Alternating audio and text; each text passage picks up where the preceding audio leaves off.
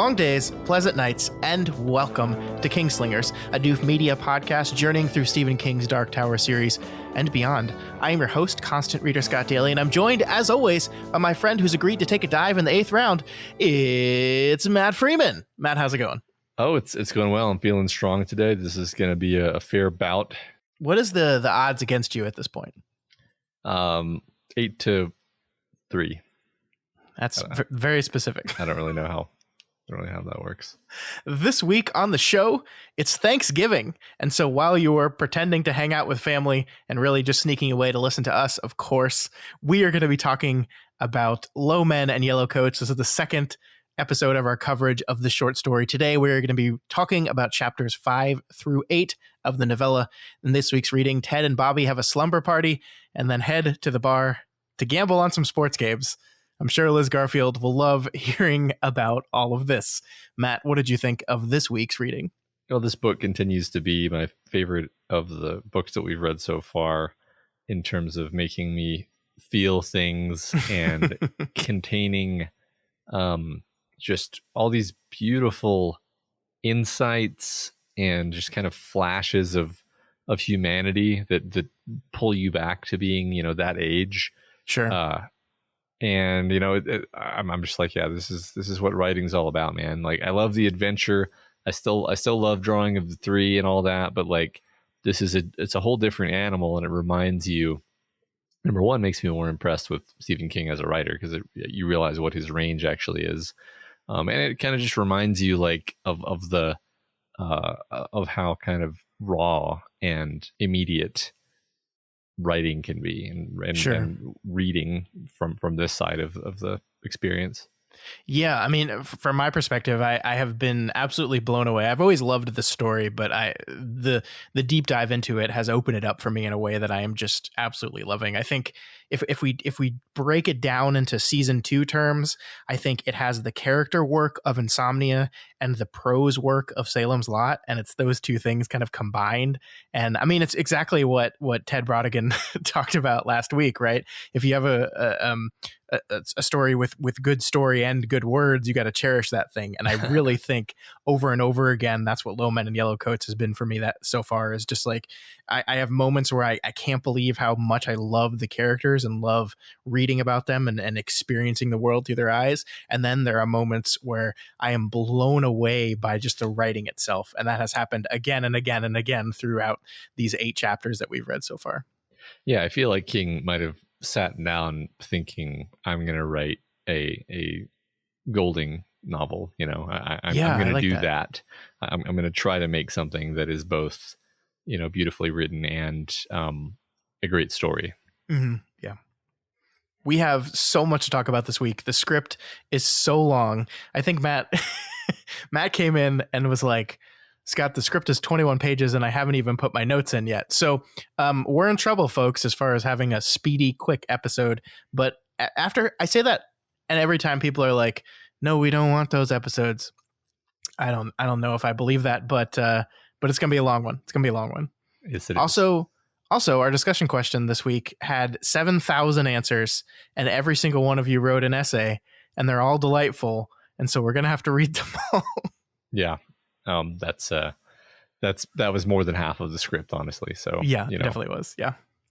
Let's get into it, Matt. You ready? Yeah.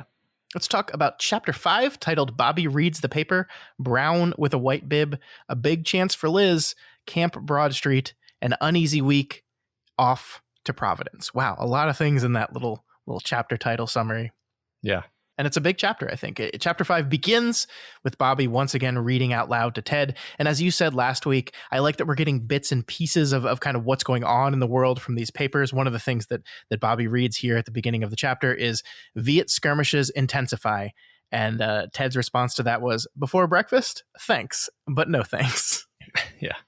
Yeah, I'm more and more liking what you pointed out, I think, last time about the parallel of the loss of Bobby's individual innocence with the loss of, you could say, America's innocence, or at least a certain kind of naive view of what America was at the end of the 50s as we move on into the 60s. It's a turning point for the whole country, and Vietnam is a big part of that, obviously. Yeah, definitely. And I do find it, interesting that Ted kind of brushes off that like this is the skirmishes that are happening in this article is laying the groundwork for what will become the Vietnam War. And Ted is like, I don't want to read. I don't want to read about that. The things he's interested in, the things he reads are a local news story that is kind of played off as a joke, and sports news and comics. And that's really interesting, right? Yeah, he kind of he doesn't want to be swept up into world affairs. He really just kind of wants to be diverted. I forget. I'm gonna do the thing where I've forgotten something that maybe I should know. Is Ted from the future relative to this point in time?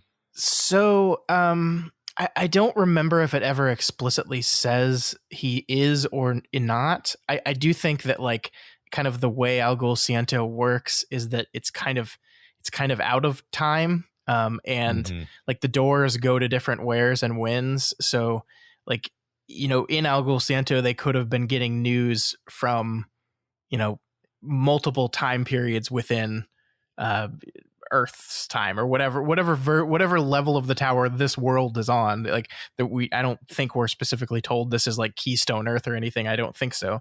But whatever level of the tower we're on here, it is possible that he could be getting news from that. So if your question is, does Ted know about the Vietnam War before this moment sitting here in 1960? It's very possible. Right. Yeah. And I was kind of figuring that was the case. I just wasn't sure. And in which case, going along with that assumption, he just doesn't want to hear about that because it's kind of horrible and depressing, and he already knows about it probably, and there's nothing he can do about it. So he'd rather just focus on more quotidian things that are less horribly depressing. Yeah, I mean, his purpose here, his goal here, is just to hide. Right? He's not here to do anything in particular. He's just here to hide. And of course he can't help but bond with this young boy and kind of take responsibility for him in a lot of ways. But I could see why, boning up on United States history in the 60s is not, foremost in his mind at this time. Yeah, I like that. Yeah. I really like this part where he reads about the basically a person who was stealing shopping carts from stores. Mr. Anderson sounds like a man suffering from a neurosis, a mental problem, in other words. Do you think mental problems are funny? Gee, no, I feel bad for people with loose screws. I'm glad to hear you say so. I've known people whose screws were not just loose, but entirely missing. A good many such people, in fact. They are often pathetic, sometimes awe-inspiring, and occasionally terrifying. But they are not funny. Carts corralled, indeed.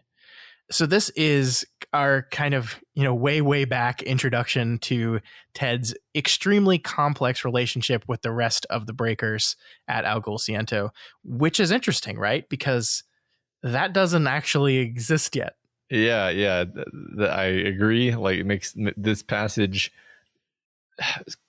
makes no sense unless you have knowledge about a book that hadn't been written yet at the time. To me, though, it's such an obvious direct reference that King definitely had something like Algol Ciento in his mind. Yeah, certainly. Otherwise, I don't know what this is getting at, Yeah, I mean, it is interesting to see, maybe as we get to the end of this story, we can talk about this further, but like there has throughout Stephen King's career been organizations that have taken psychically powered people and kind of used them in different ways. Like the novel Firestarter is all about a similar such organization. There's a more recent one that does the same thing. And so obviously this is Dark Tower connected, like especially this week's chapters make it very clear that this is Dark Tower connected.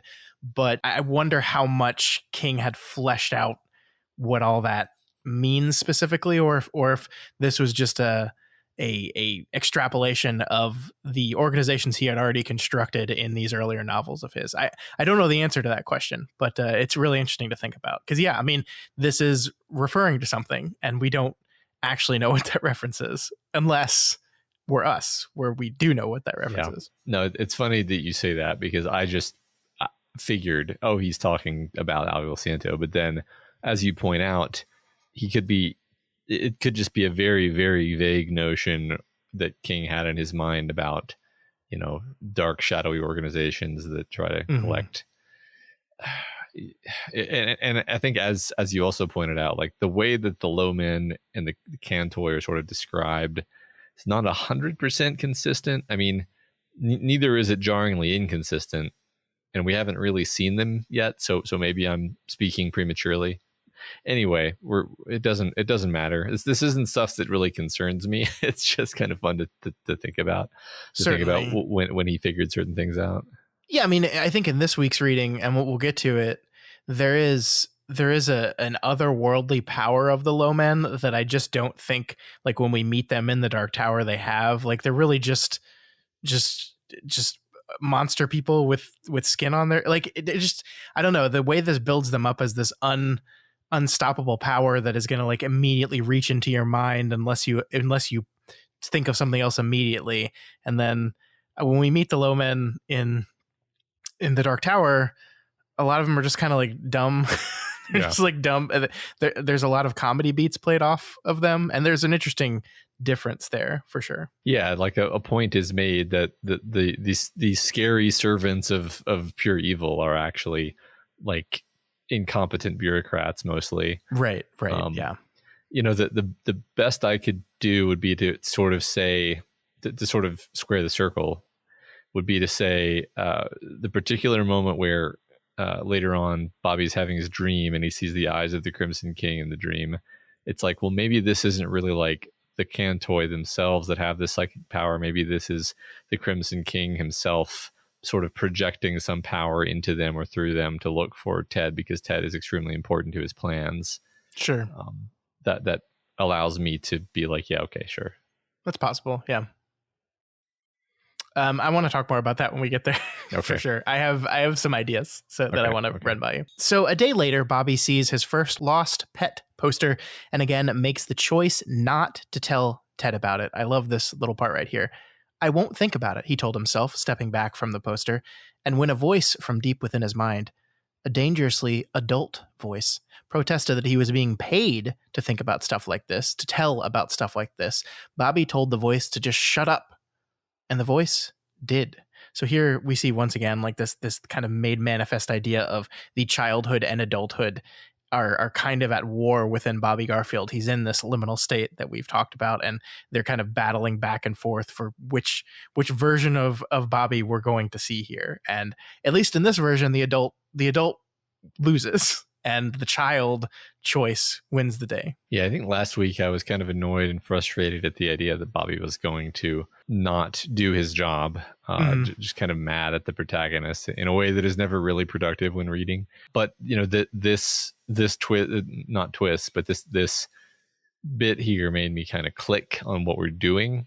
And I think it's, you know, his conflict over his job is a perfect expression of the innate internal conflict inherent in growing up, where, you know, it's about self-control. It's about doing things you don't want to do but you have to do, doing things that are unpleasant, and yet they're the right thing to do, and you have to you know, do the hard thing for the right reason, and so forth and so on. Ultimately, Bobby's decision to not tell Ted is motivated by his desire to keep Ted around, right? Like, he's smart enough to realize that if he tells Ted, yes, the Lowmen are clearly here, they're clearly after you, he's going to pack up and take off. And that's the one thing Bobby doesn't want to happen. Exactly. Yep. So yeah, very childish decision there for sure. Mm-hmm. When Bobby gets home, he finds his mom has been crying again, but he's just not sure why. We learn that she's been invited to a real estate seminar with her boss, Mr. Biderman, and two other realtors at the agency. We're told it's an incredible opportunity for her, Matt. She's always wanted to be a realtor herself. She's been studying it in her off time, and this is her opportunity to kind of make her claim and prove her worth. And yet, she's crying.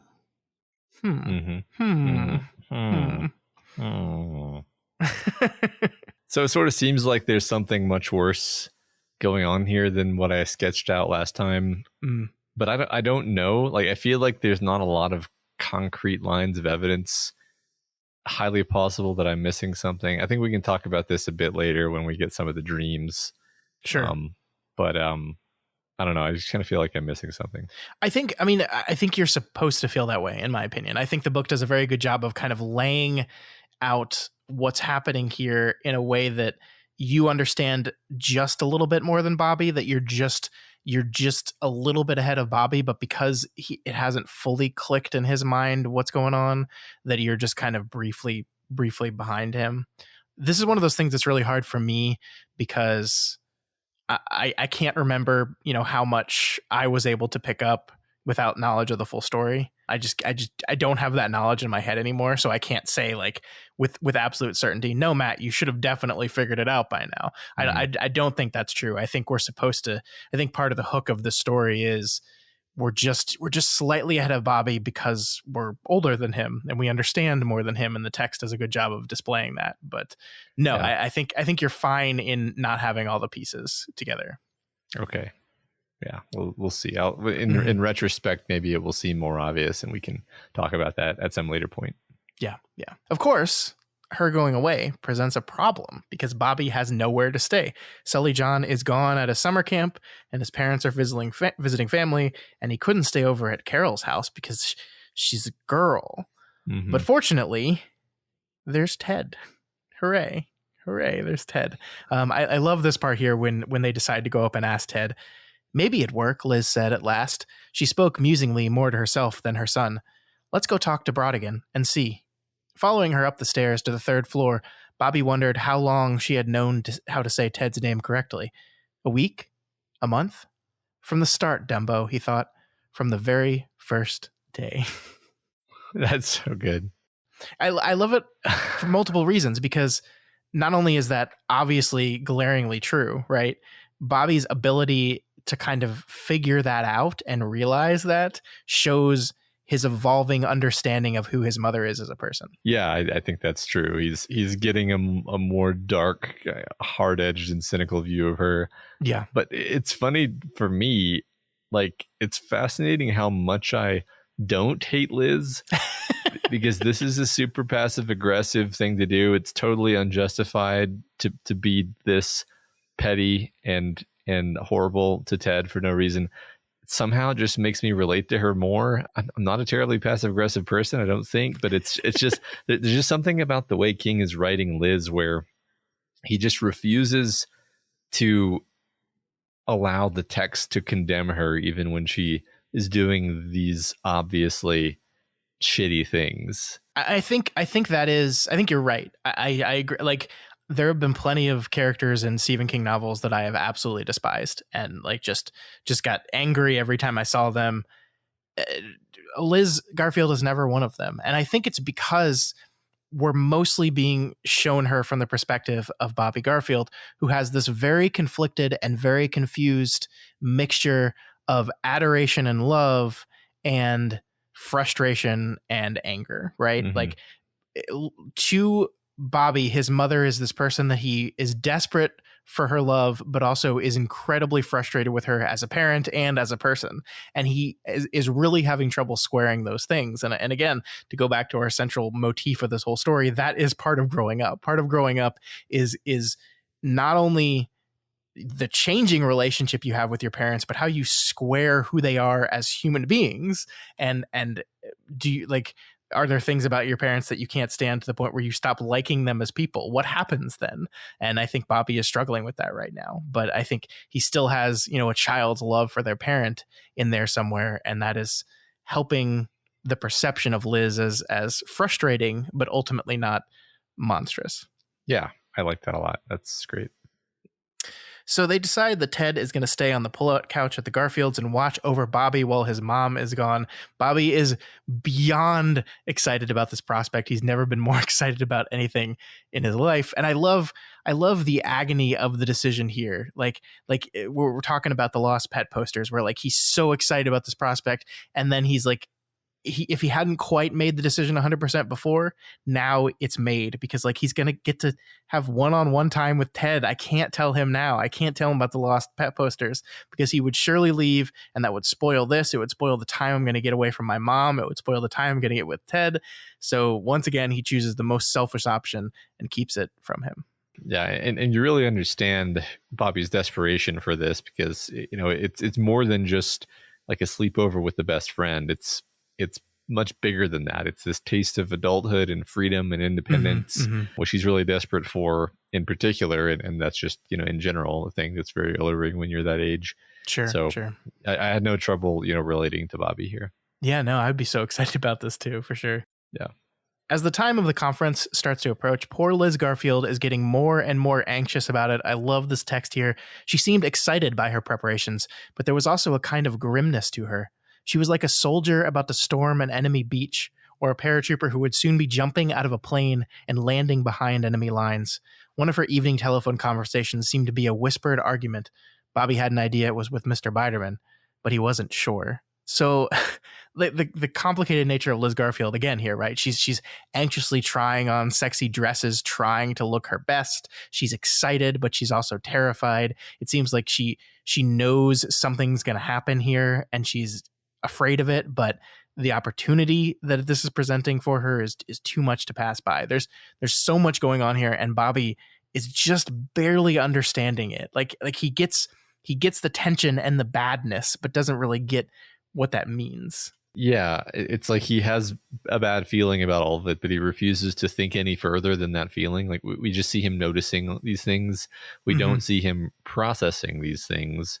His narration is just these objective observations, and then it's like he refuses to let himself go beyond it. Yeah, I think he's afraid of what he'll find there. I think like he's a smart kid, and I think he recognizes and realizes maybe more than he's willing to admit to himself about this kind of stuff. And I think his dreams later kind of betray that he has a much better recognition of what's going on here. I think you're exactly right.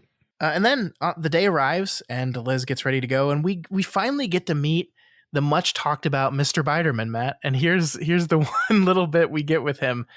How you doing, sport? How's the boy? Mr. Biderman always called Bobby sport. Lug him around back and I'll slide him in. Women always have to bring the farm, don't they? Well, you know the old saying, can't live with him. Can't shoot him outside the state of Montana. He bared his teeth in a grin that made Bobby think of Jack in Lord of the Flies. So not a great introduction to this character, right? Again, we have this acknowledgement that Bobby sees a threat in this man and he doesn't fully understand why, but he does. And I really, really love the tension. Something is wrong and he hasn't fully grasped that yet. And I love the two other realtors like in the back seat that go unspoken, but they're kind of elbowing each other and grinning. I love the detail of Biderman putting his hand on his mother's back. Something is wrong with this, but what? We just don't know. Yeah, right. I love the vibe to this scene of just Bobby being just so like upset by it and angry and mainly angry. Like I think this is one of the things where we're seeing Bobby kind of grow up, because I think, beginning of the book, Bobby maybe doesn't react to this scene the same way, even though this is a fairly short span of time. Objectively, it seems like this is a slightly more adult Bobby who's reacting to this in a way that's a lot more kind of cold and angry than just like confused and sad, which is how you imagine he might have reacted earlier. Yeah. I mean, he almost comes right out and like tells his mom not to go, like spoils his whole slumber party and everything he was so excited about. He walks right up to the line of spoiling all that because he's so unnerved by what's happening. So like, again, as for kind of what's happening, I'll just reiterate, like, I figure Biderman was using this as a way to, excuse a lengthy getaway with his mistress, Liz, and all of his coworkers know about it, and so that's why they're kind of elbowing each other. But that seems so obvious that it can't be that because it's too obvious. So I'm like, it has to be something worse, especially given the dreams that Bobby has later. It really, if those are some kind of psychic impression of what's really going on, then it hints that something truly horrific is happening, and I don't know how that lines up with this. Sure. Yeah. Well, I mean, we will see. We still got 4 more chapters to go, so yeah, we'll see. I love the way this chapter ends, though. Ted Brodigan is sitting there, and he goes, "So that was the boss," he said. "Mr. Bidermeyer, is it? Biderman." So, I mean, I love this as a reflection of Ted Bradigan, right? Like this is Ted. Like I for some reason, I just completely don't buy the idea that Ted does not know what this man's last name is. I think he's doing the same kind of passive aggressive thing that Liz Yeah. Garfield is. I mean, I think a little bit later in this week's reading, Ted will kind of admit that he likes, like, he doesn't like Liz Garfield, but he relates to her in a lot of ways. Mm-hmm. And I like this as a little hint of that relation, that they both will do this kind of intentionally passive aggressive, I'm going to get their name wrong because I don't like them very much thing. Yeah, I absolutely, I agree. I mean, it's hard to believe that Ted wouldn't have picked that up. Just, I mean, he's a very observant guy, and he's also psychic. Yeah, 100% for sure. Yeah. All right, so we move on to chapter 6, A Dirty Old Man, Ted's Casserole, A Bad Dream, Village of the Damned, Down There. So immediately after his mom leaves, Bobby heads down to the baseball field to hit some balls. We get a second beat of warning about the St. Gabe boys, Matt, which is something that will pay off by the end of this week's chapters. But what mostly happens here is Ted shows up in a disguise to watch Bobby practice baseball, something Bobby is absolutely floored about, as his mom has only shown up a couple times and only for championship games and only for a couple of innings before she got bored. Pretty big risk Ted is taking here, huh? Just to watch Bobby practice baseball. Yeah, and I think it's important that we do this in the story at this point, because we need to express how important Bobby is to Ted. We've seen how important Ted is to Bobby. Maybe at this point in the story you think that Ted means more to Bobby than Bobby means to Ted. But I think that this scene and I think a few other ones kind of around this part of the story really emphasize that doesn't seem to be the case. I think that Ted really loves this kid. He's going out of his way to make him feel like there's somebody who cares about him, and I love it. Like, I think it's actually a pretty important touch. Yeah, and I think this gets into something we're going to talk about here in a minute about the trip to Bridgeport and why Bobby and Ted are taking this trip together. Yeah. But we'll get into that in a sec. First of all, we have to talk about hot dog casserole, which, man, I bet 11-year-old me would have loved that. But at 36 years old, I'm just like, that's real gross. That's real fucking gross. I admit that the oiliness of hot dogs, I don't think that would go well, but I'm open to being wrong if somebody has a mean recipe for a hot dog casserole, especially like 1960 hot dogs. I just well, hold on, that might be like way better. Would it though? Would it? I don't know, man. I don't know if hot dogs have gotten better or worse. I have no way of judging that. I guess it depends on what brand you're getting. Yeah. I'm a turkey dog man. I like turkey dogs. I do too. They're better. But send those recipes to scott@doofmedia.com. Dude, please don't. Please don't. I will not make them. I love this part right here, though, Matt. He couldn't remember having ever spent an evening without his mother, and he missed her. Yet he was also relieved to have her gone for a little while. There had been a queer sort of tension running through the apartment for weeks now, maybe even for months. It was like an electrical hum so constant that you got used to it and didn't realize how much a part of your life had become until it was gone. This is, I think, a very adult observation from Bobby here, like this understanding of the tension of the relationship between him and his mother. I really, really like this. Yeah, it's really great. It's great writing too. I mean, it really captures that ineffable vibey thing that can happen, I think, especially around families where you have a dynamic with people who you just know so well that maybe you knew them before you knew how to speak. And so on some level you will experience things in this way where it feels like just a tension or an anxiety or an electric hum that waxes and wanes. And I don't know if King's really good at capturing that kind of thing. I don't know. It's not quite on the same level, but like, I just remember my wife was home on maternity leave for months, and I got very used to her being home and around all day, every day, because I work from home.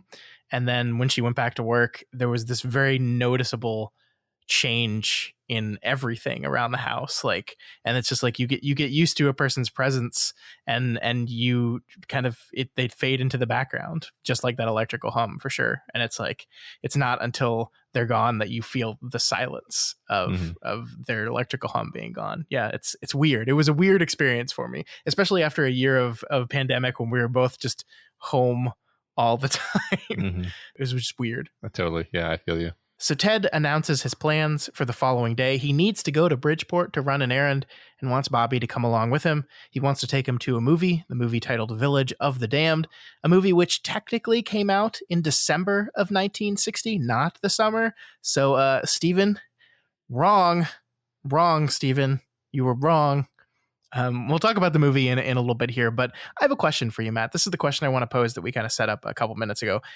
Is there any reason Bobby can't just like be alone in the middle of the day for a few hours? Does Ted really need to take Bobby with him to do his gambling errand? Does he need to take him to the bad part of town, to a bar in the middle of the day? And if the answer is no, which I think it is, why is he taking him? Well, so first of all, Scott, I think that this is just a different level of the tower where that movie came out a little bit earlier. So anyway, of course.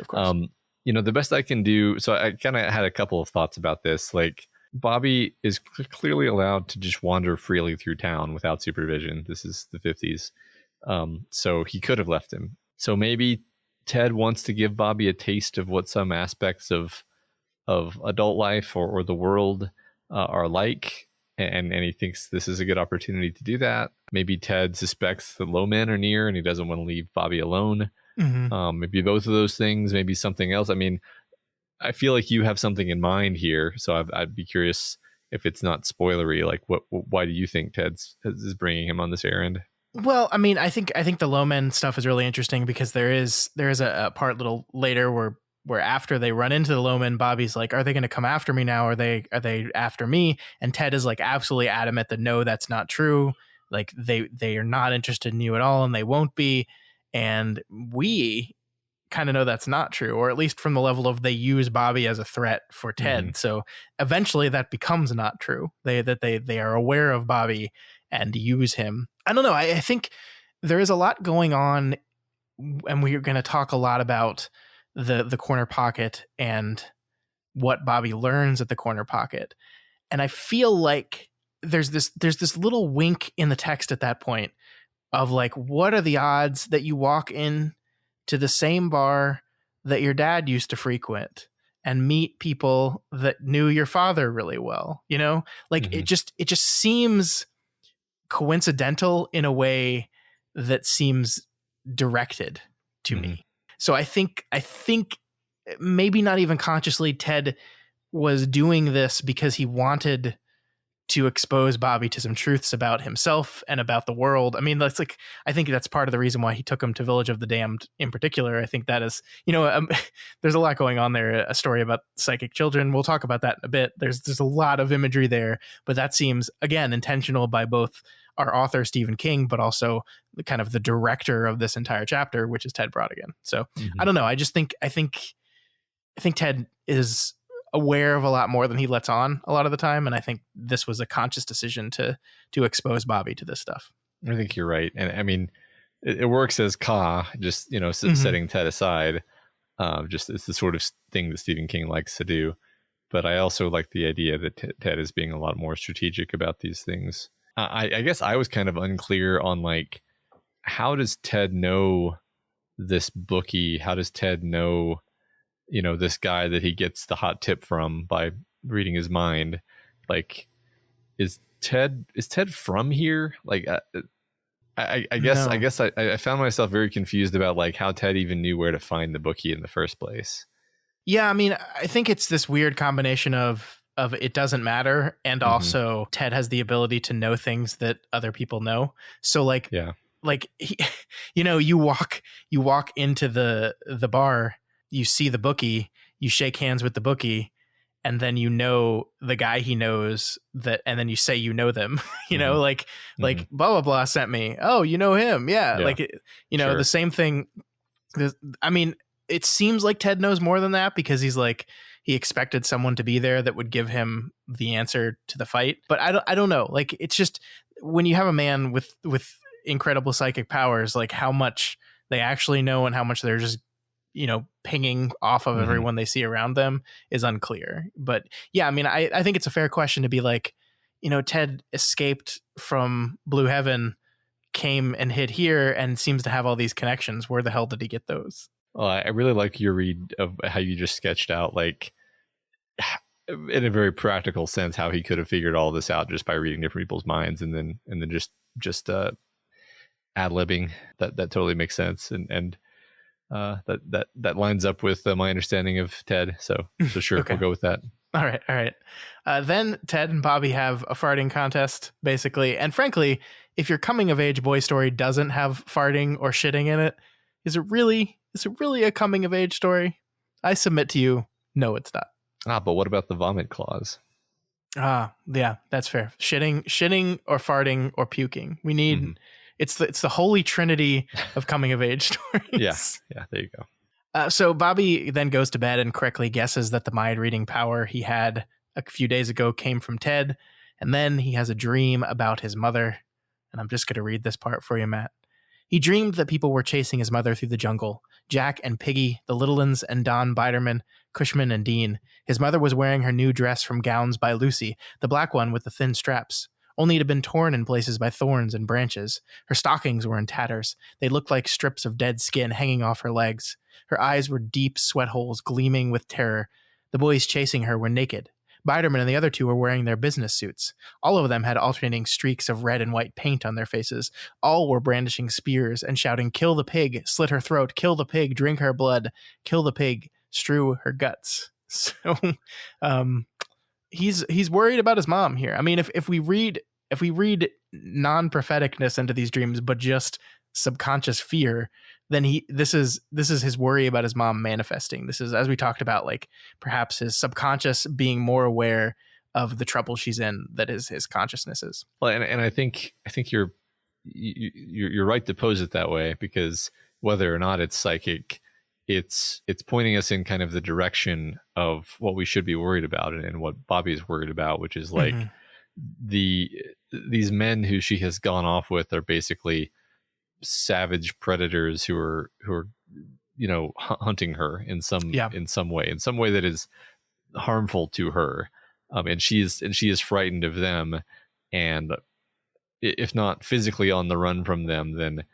then trying to escape them or avoid something that they're trying to bring upon her. And I know I'm being vague, but that's because I'm trying to interpret the dream without overly literalizing things. Sure. And I think the most important part, and the reason we had to bring this dream up, is the way it contrasts with the dream he has in the final chapter of this week's reading. After going through all these experiences that kind of very quickly grew him up in a lot of ways, the dream he has at the end of the chapter is vastly different from this one, while still having basically the same setting, right? And I look forward to kind of talking about those differences with you, because I think when you really look at it, it's very illuminating, I think. Totally. So then we get to this part, and this is, Stephen King being Stephen King, but it's really important. Village of the Damned was the last and greatest movie of Bobby Garfield's childhood. It was the first and greatest movie of what came after childhood, a dark period when he was often bad and always confused. A Bobby Garfield he felt he didn't really know. The cop who arrested him for the first time had blonde hair, and what came to Bobby's mind as the cop led him away from the mom-and-pop store Bobby had broken into, by then he and his mother were living in a suburb north of Boston, were all those blonde kids in Village of the Damned. The cop could have been one of them, all grown up. So this is the first time that King really lets us see what the future is going to look like for Bobby Garfield, and it's shockingly, I think, not a good one. Yeah, no, I thought it was very, very fun how King drops this little turd into the middle of our happy, hopeful story of this young Bobby finding his feet in adulthood. And, you're basically told, like, oh, yeah, by the way, this isn't a happy story. This is a sad story. Or it's one of those stories where maybe you can't figure out if it was happy or sad when it ends, is what I suspect is going to happen. But of course, if you read it literally, the text says it's referring to a period of what came after childhood, which I think I maybe hopefully am reading as a rough patch between now-ish and a few years later, where his life sucks, and then maybe he puts himself together as he grows older, and Yeah. because he's only like, yeah, he's really young. But I like that very optimistic interpretation that you have there. Yeah. But I mean, we see he's getting arrested. He's like has lost himself. He doesn't know who he is anymore. Like often bad and always confused. So yeah, I mean, like typically I think you expect these coming of age stories being like this rocky period of transition, but by the end of the story you've kind of found yourself in a way. Like you at least know, okay, I am no longer a child, but I know who I am. And we're kind of being told explicitly here in the middle of the story that, sorry folks, that's not going to be the way this one ends. It's going to be quite the opposite, actually, that his transition into the state beyond childhood is going to be a confused, messy, and very bad one. Which strikes me as more realistic, because it's like, I had a fairly mundane, teenagerhood, but I still feel like ages 11 through 19 were pure chaos. And I didn't even have any like objectively strenuous circumstances. So like Bobby is only 11. He is entering into that period of teenagerhood and flux and uncertainty and massive change. Yeah. And I think maybe that, it just strikes me as like a more mature approach to the idea of telling a coming of age story, because like your coming of age is a process that takes several years. And a lot of maybe false starts and zigs and zags as you try on different masks and faces and concepts of who you're going to be.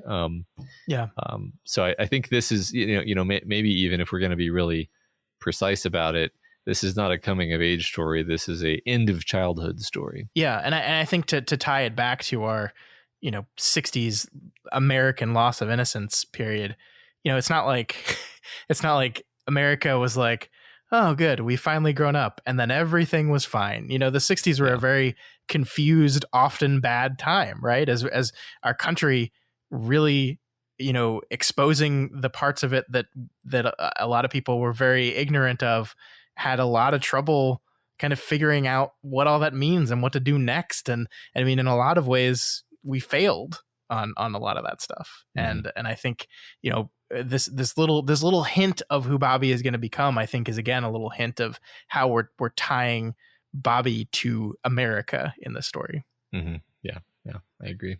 But I mean, speaking of the movie specifically, I love his reaction to it. Like he calls it a real movie in the same way as Lord of the Flies was a real book. He thinks that the hero doesn't look like any he's used to seeing, and the hero dies at the end. But I think it's interesting actually to just discuss Village of the Damned in the context of maybe Lord of the Flies, and also just like what King's choices in these artistic properties are saying. Like in Lord of the Flies, we have the story about kids going monstrous and tribal and destroying each other. In Village of the Damned, it's the story of kids like teaming together to destroy everyone else. I don't know. What do you think about this kind of ongoing child story narrative that we're doing within the stories within the story? So I think we've nailed certain things. Like I think a lot of it has to do with innocence, or maybe you could say some kind of like purity, and then the opposite of that, which is like becoming tainted by just the crappiness of the world and compromise of that purity with all of just the normal run of the mill crap that is required of a person. And the Village of the Damned is interesting because like the children are sort of not children, they're sort of monsters, but then blowing them all up at the end is also kind of like a horrible thing to have to do regardless. I don't know. There's a lot going on in Village of the Damned that I'm not sure how to interpret. It doesn't line up for me nearly as well as Lord of the Flies lines up with the themes of the book. Did you have any specific ideas for Village of the Damned? So, I mean, the thing that I really grabbed onto this time was this question that Bobby left the book with, right? With this idea of like, was it a good ending or a bad ending? And this thing he was stuck on, which is what Golding said about like, the sailors save the children, but who will save the sailors? You know, this thing that he doesn't understand, and this dismissal he has of like, nobody needs to save adults. And this is a movie in which it's the adults that are under threat. The children they're doing their thing, right? This is literally kids versus adults. That's what this movie is. That's the story of this movie. And you're right that the kids are not, it's complicated, but you know, in essence, if you drill it down to its core, it is monstrous children overpowering and controlling adults. And that is a thing. I think, you know, if you look at these stories as like, if Ted says, I'm going to teach Bobby a lesson, I'm going to teach Bobby about the world, then I start with the story where we see how terrible people can be to each other when exposed to the right thing. And then Bobby comes away with it like, I don't quite understand, like what, and he tries to say, well, you know, take the metaphor about children and extrapolate that to all humanity. And Bobby's response is, well, yeah, but adults, you know, they're adults. Mm-hmm. And he says, okay, well, here's your next story in which the adults are completely overwhelmed and controlled by the thing that you think can hurt them the least, which is children. Mm-hmm. Now, what do you think, Bobby? Like, I love it as this kind of natural progression of education in the world, because I think to a child, that is a very fascinating thing. The idea that these kids show up and they just kick the adults' ass. Like they just like completely overwhelm them. They control them. They can make them do whatever they want, and they can read their minds. It's very, very powerful. Yeah, I like that a lot. I think I tend to think of the older science fiction as being, you know, basically stories about competent square-jawed spacemen, whether we're talking about you know, novels or films. And I'm probably being terribly unfair and leaving out tons of authors who were doing much more interesting things back in the day. But the point is, like, for a kid like Bobby, who's reading, you know, only recently started reading adult books, only recently, basically now started watching adult films, his worldview is not going to include a lot of examples of adults being kind of grossly incompetent and overwhelmed. And there's kind of no square-jawed hero in this film. You know, there is a hero of Village of the Damned, but it's a Pyrrhic victory for that hero, and it doesn't really particularly feel like a victory. It's like, wow, we just barely got out of that. I mean, I also like this as, you know, there's a couple things that if we're gonna read into everything Ted is doing, that he's doing this with a lot of awareness, then he's teaching Bobby the concept of how to avoid psychic, you know, meddling, right? Which is, we see kind of manifest where he doesn't necessarily picture a brick wall like is done in the movie, but he uses the concept of that brick wall to find a way to his kind of dodge of psychic readings. But also, I think you're right that the end of the story is the protagonist, the adult, dies to save the day. And we know in the story, Ted Brodigan is not going to die, but the end of the story is Ted is recaptured by the Lowmen and taken home, right? Like we know that already, because we know he's going to be back in Algol Siento. So we know that whatever victory occurs in this story, which because of the little window into what Bobby's future is like, maybe is a shrinking window into victory. But I think that is going to be a Pyrrhic victory as well, because Ted is going to sacrifice himself, might not be the wrong word, but he's going to lose at the end. He's going to get captured again. Yeah, it's very interesting. I mean, from where we're sitting, we can kind of have a pretty strong sense of what the shape of that ending is going to be, because, you know, Bobby loses Ted. Probably his relationship with his mom is not going to be great. Ted has to go back to destroying the universe. And in what way is this a happy ending? Well, the only way I can think of it as a happy ending is that Bobby had this wonderful experience he got to have this friend who he wouldn't have otherwise had, who taught him a lot about the world, and he gets to carry that forward, and live a richer life because of it, and maybe have a more active and meaningful life of the mind because he had this encounter with Ted. So even though it's like a sad ending, there's also there's this bittersweetness to it. I'm trying to put something together about the idea of like what does it mean to be saved? Who's going to save? Does Ted save Bobby, even though he then has to leave Bobby? And in order to answer that, I need to know how the book ends, which I don't yet. Sure. Yeah. Well, we will get there for sure. Yeah. So we have to read this part first. My favorite quote in the whole story. Bobby didn't like the world much after a really good movie. In any case, for a little while he felt like an unfair joke, full of people with dull eyes, small plans, and facial blemishes. He sometimes thought if the world had a plot, it would be so much better. Same. And that's when Stephen King says, "Boom, fine. There's your plot. You got a plot now." Yeah. Now the plot begins. Yeah. I do generally think this is a very true statement, at least for me. When I get sucked into a really, really good book or a really, really good movie, you leave that and you just you're disappointed by how the world is, like I think that's, people talk about the hangover after you finish a good book, that sadness you feel. And I think it's just because, the world that you create in your mind as you're reading an amazing book, or the world of an amazing movie, is elevated and more powerful and more emotional. And, like you see a romance story and like the romance is like so powerful and overwhelming, and you're just like, oh, I want that thing.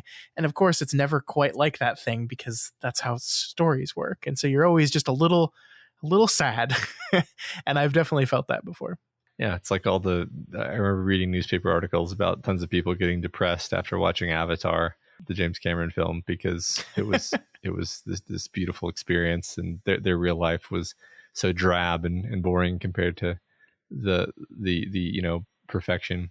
Yeah, definitely. Another thing that often happens to me is like after like a James Bond movie or something where there's a lot of like car chases, it's like driving home from God. That is always a challenge. It's the least safe driving I ever do. Me too. Yeah. Don't let me drive home after a Fast and Furious movie, because I'm gonna kill myself. Yeah. I mean, objectively, I'm probably not really being that dangerous, but it's like you can't not accelerate faster than usual. You just put your foot down on that pedal just a little bit faster. You take those turns maybe just a little bit quicker than you need to. Yeah, there you go. Exactly. You just want to feel a little bit of that G-force in the seat. Yeah. So Ted leads Bobby to the quote unquote bad part of town, what he quotes David Goodis, a crime fiction novelist, as down there. Interesting how we got all these kind of down connotations, right? I think down there and low men kind of link together in a really interesting way. I think they do. And when you said that, I started really thinking about the themes of the story and realized that another phrase that I keep thinking about is growing up, which you could say is not really the opposite of being low. In terms of the themes, I mean, sure. Part of me wants to call it growing low, or because children, very often in King's worldview, are more pure, and as they grow older, they grow lower. They become more coarse and sullied by the world, and again, like I was saying a minute ago, by the compromises that you have to make. With your own integrity and kind of truth to yourself, just to kind of get by in life, and so I like, King never. There's nothing like that phrasing in this book, but I like the idea that like growing up is really more about becoming more low for most people most of the time. Sure, King does allow people to become pure when they're elderly. That's one of his things that he does, which I think again kind of makes sense, where it's like after you have enough life experience, you begin to realize like, oh my God, like what have I been doing? But it can take a long time to get to that point. Yeah, yeah. I find this whole down there thing really, really fascinating, though, because I mean, as Ted says here, this is a place that has always existed and indeed exists in every single town out there. But of course, it's a place that Bobby has never seen nor knew existed, right? A place where you can buy sex toys, which is a thing he's never heard of. A place where razors aren't for shaving, but it's also a place where people live, right? And very specifically and very intentionally, I think we are told non-white people, right? Like the text is very clear here that we see black people here, we see Puerto Rican people here. These are people and types of people that honestly a 1960s Bobby has probably not seen a whole lot of, right? Like you get the idea that he probably lives in a pretty segregated neighborhood. It's probably almost entirely white people, and these are just people that he's never seen before. And I like this as, you know, talking about this quote unquote loss of innocence and the awakening of the 60s and this realization that these things were always there, right? That there were people that were suffering, that like we look back at the 50s as this like pure time, and a lot of that is actually our media pushing back against what people were talking about. Actually, the way pop culture like sometimes reacts to the way trends are going and tries to push back against them, and that's why we have this very like Leave It to Beaver type of 50s media kind of painting the world as something it never was. And a lot of the 60s and 70s was exposing the things that were always there actually, and we just we're looking away from or pretending they weren't there. And I mean that goes to race, that goes to poverty, that goes to all these things. And Bobby is being exposed to all these things right now. He's seeing them all for the first time. Yeah, I think if we're reading intentionality into what Ted is doing, then yeah, it makes sense that Ted would be trying to make Bobby aware of these things. Yeah, yeah. I mean, like I wonder, like has Bobby ever seen a black person until this moment? You know, like probably not. Like realistically, you know, in a Connecticut suburban town in 1960, probably not. It's funny because being from Texas, that sounds absurd to me, but I have no idea how overwhelmingly white it probably was in Connecticut in the 1960s. I feel like it's probably pretty white. And the thing is, it's not even like Bobby is well off, right? He and his mother are clearly struggling, but they still live in this very segregated, quote unquote, good part of town, right? Mm-hmm. Yeah, I guess so.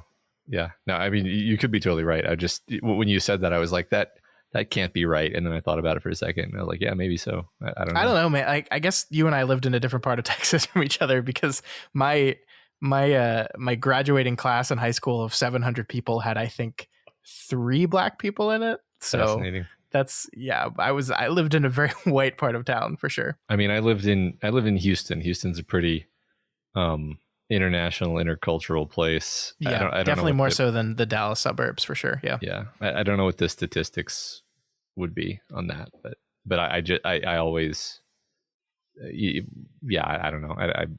I'm totally derailed by this question, because I'm like, what, you know, I distinctly remember kids of all races being in my like literal kindergarten class with me. So anyway, that's Houston is a melting pot. It's for very, sure, very international. Sure. Definitely. Which is I think counters most people's intuitions about what Texas is like, by the way. So yeah, I think you're right. Yeah. Yeah. But anyway, Houston is a very different part of Texas for sure. Yeah. All right, let's move on to the next chapter. They finally get to where they're going, which is a billiards bar called the Corner Pocket. Ted leads Bobby inside, and that's where our next chapter picks up. Chapter 7, In the Pocket, the shirt right off his back, outside the William Penn, the French sex kitten.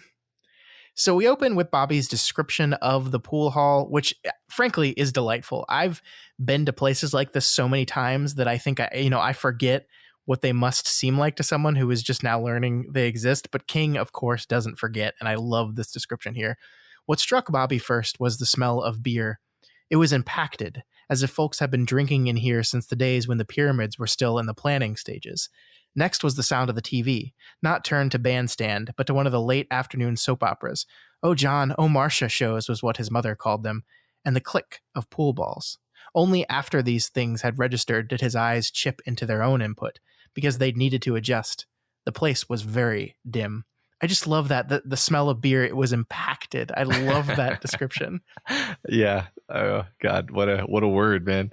That's great. Yeah. And I remember going into a bar when I was a kid for some reason, and I remember it feeling very much like this description. So yeah, I mean, I really do agree that like the first thing you smell is the beer, and I think that's because, I don't know, to me as a kid, beer was like one of the most disgusting smells in the world. Yeah. Like I hated the smell of it. Like my dad didn't drink that much, but I just remember like when my dad had a beer or two, like I just like, I hate it. Like, why would you ever drink something like this ever? I just didn't understand. Well, especially the spilled beer smell of a bar where it's like fermenting on the like, you know, there's like bugs eating it. Yeah. Anyway. Yeah. There's also just something very distinct about a bar in daytime that is like completely unique to what a bar is like at night too. Just like there's something depressing about it. You know, there's something just like it's too bright. It's like you're too awake. It's just, it feels wrong. Yeah. I know what you mean. You shouldn't see all of that stuff. It should be darker and dimmer, so you don't have to see it.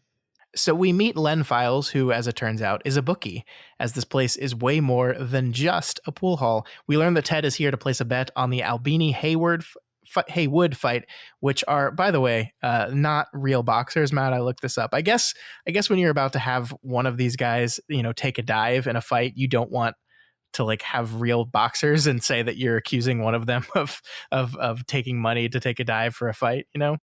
One thing I did find interesting here, and this is probably me just overanalyzing, but I thought it was worth talking about. Haywood, the boxer's nickname, is Hurricane, which is, of course, the nickname of boxer Reuben Carter, who 6 years after the event of this novel of 1960 is falsely accused and convicted of murder that he did not convict simply because he was a black man. Like, I'm not sure if King is setting out here to reference this or not. Like, Reuben Carter is not the only boxer to ever call himself Hurricane, but like, I have to admit, in a setting where the story is like circling these ideas and these themes and these events of the 60s and, you know, the build up to them, I don't know, like when I read the name Hurricane, like before I even saw Haywood, I was like, oh, we're doing a Reuben Carter thing. And I was like, oh wait, no, we're not. So I don't know. It's probably me just overanalyzing, but I found it interesting. Yeah, I guess I would have just guessed that it was kind of a likely sounding boxer name, but maybe it is this commentary and this metaphor for taking a dive, as you imply. I like that, at least. That didn't occur to me at all, though. Sure. So Ted goes off to talk the bet with Len, leaving Bobby alone in a bar. Liz Garfield would shit herself. Like, I think this is really funny, right? Like, she's kind of an overprotective, not really trusting of Ted person. And like the first thing Ted does when she's gone is take him to, they didn't have rated R movies, but probably would have been a rated R movie at the time. And then take him to a bar in the seedy part of town and then leave him alone where there are gang members. Like, it's Liz, you might have been right about Ted Brodigan. Yeah, right.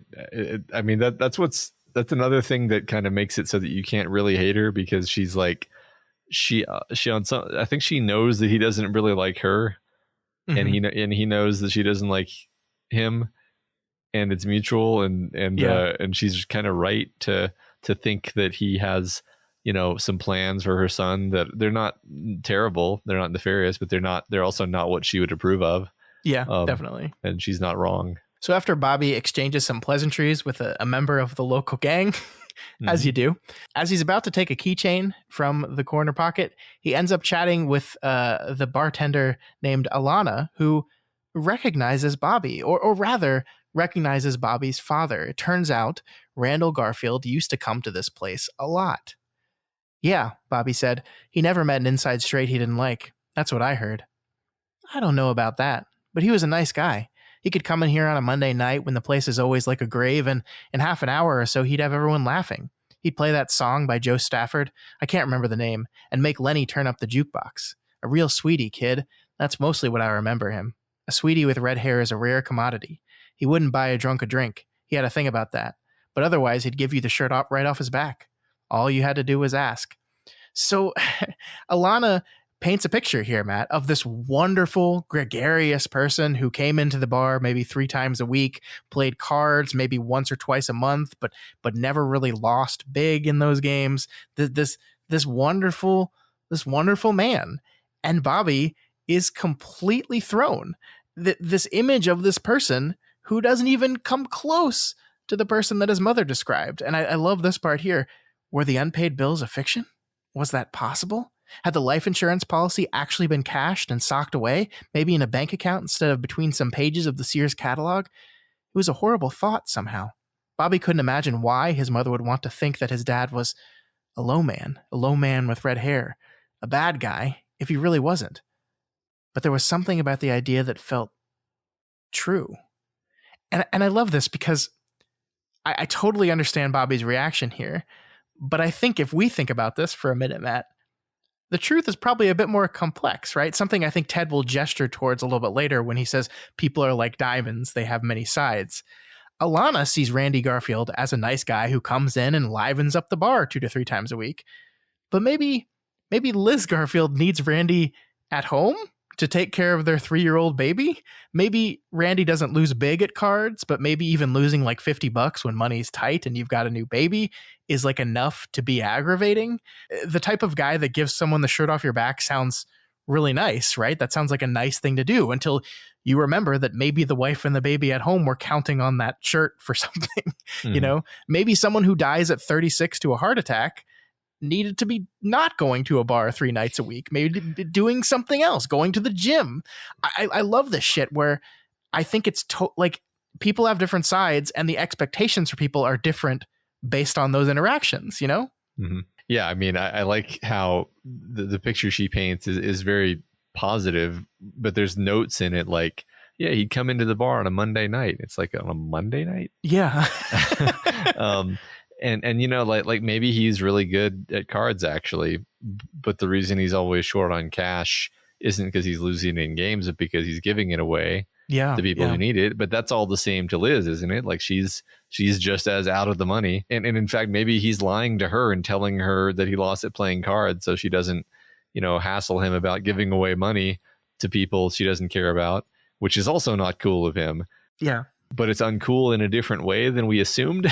Sure. Like it's more complicated. He's not just like, oh, he was a deadbeat. He didn't care. He's just like, well, maybe he cared about things differently than what Liz needed him to care about. And maybe she was right in some way. And you know, yeah, again, like you said, complicated, not easy to parse out. Yeah. I could tell you right now, if I went to a bar 3 nights a week right now with my 8-month-old son, my wife would fucking kill me.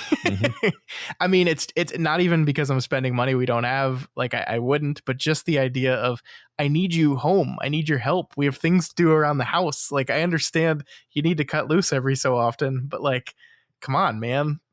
A Monday night. Yeah. I mean, this is fascinating. And I think this is such an important part of what growing up looks like, because not only is it learning that, you know, different people see different people different ways, but learning that a person is not just one thing. Your father is not the awful man that your mother made him out to be, but he's probably also not this amazing Randy Garfield that this woman is making him out to be. Like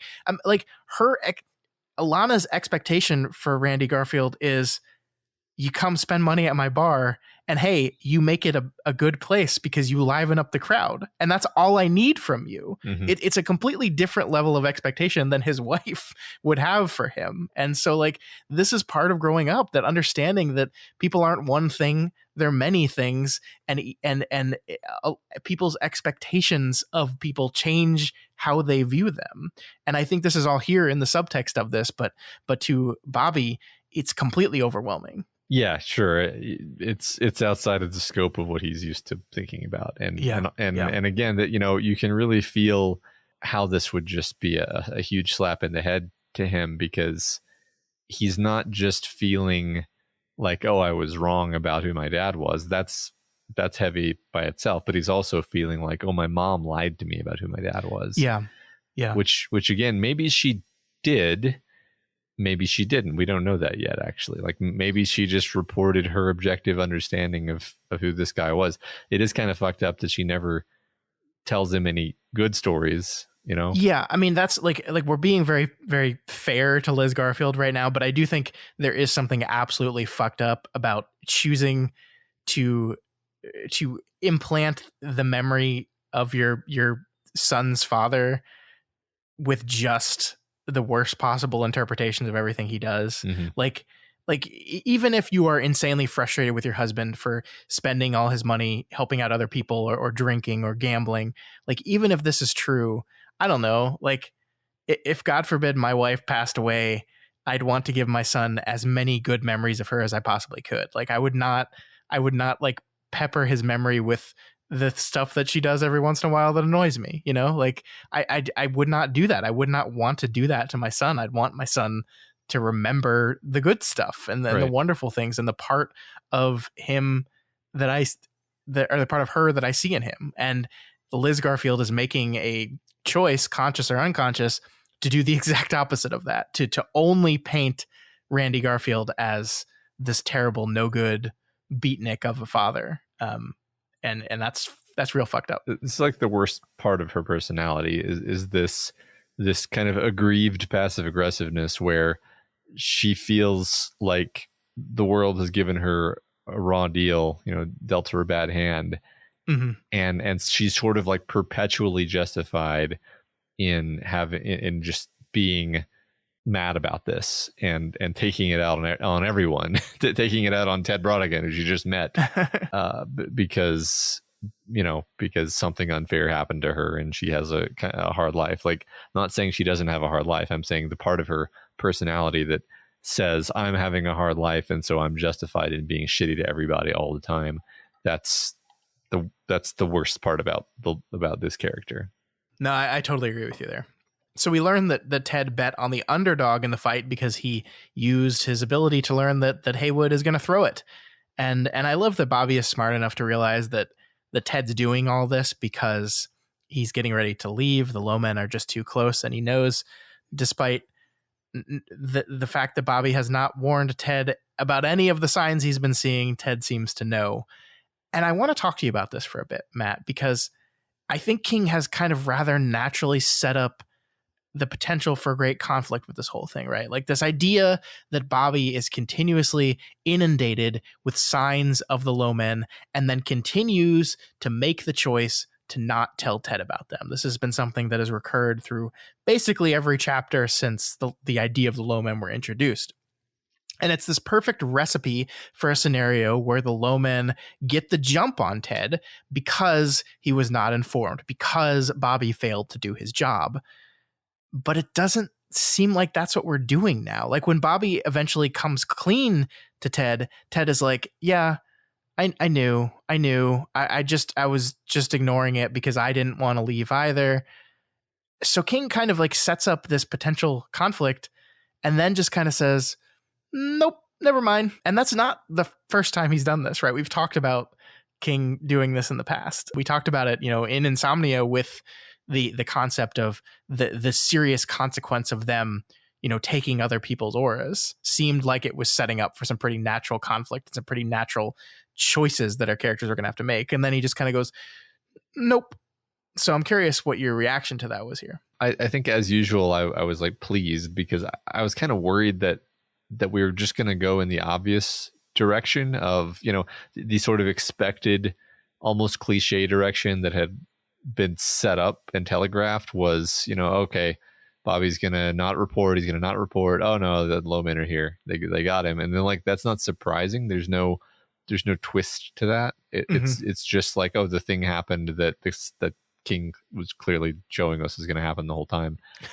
Sure. And if that had happened, then I think we wouldn't right now be saying, well, King was telling a story about the inexorability of maturation, which after all never comes as a surprise.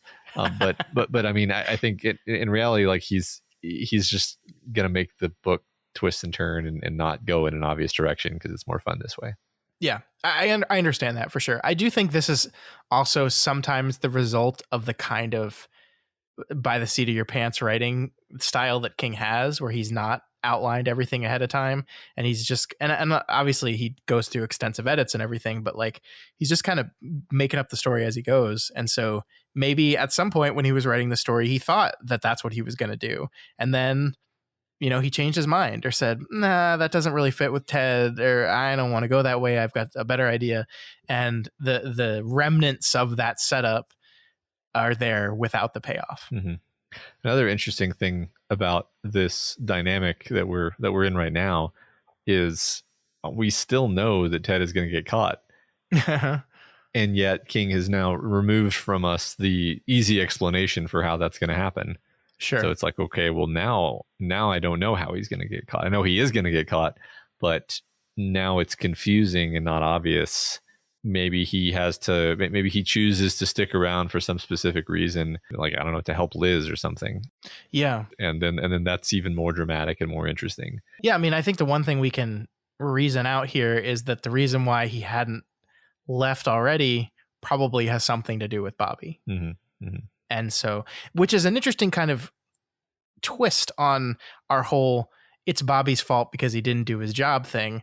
In actuality, it's Bobby's fault because Ted was too damn interested in him, which is almost more interesting because like there's no actual blame there, but it's a type of thing where a person could blame themselves for it, Yeah, I get what you mean. Yeah. It's funny. It's funny to imagine that like King might have thought of this story from the perspective of Ted, and maybe a bit of a ways into thinking about the story, realized that he wanted to do it from the perspective of the boy, sure, instead of Ted. But clearly, like, Ted is an agent in this story, right? He's actually a driving force of the narrative, and he's making decisions, right? Sure. In some cases, more so than Bobby is, even. Yeah. So I think you're right. Yeah. So they then talk briefly about Liz Garfield, Bobby's mom. Ted says, Bobby, Mr. Biderman is not a nice man. Your mother knows it, but she also knows that sometimes we have to go along with people who are not nice. Go along to get along, she thinks. And she has done this.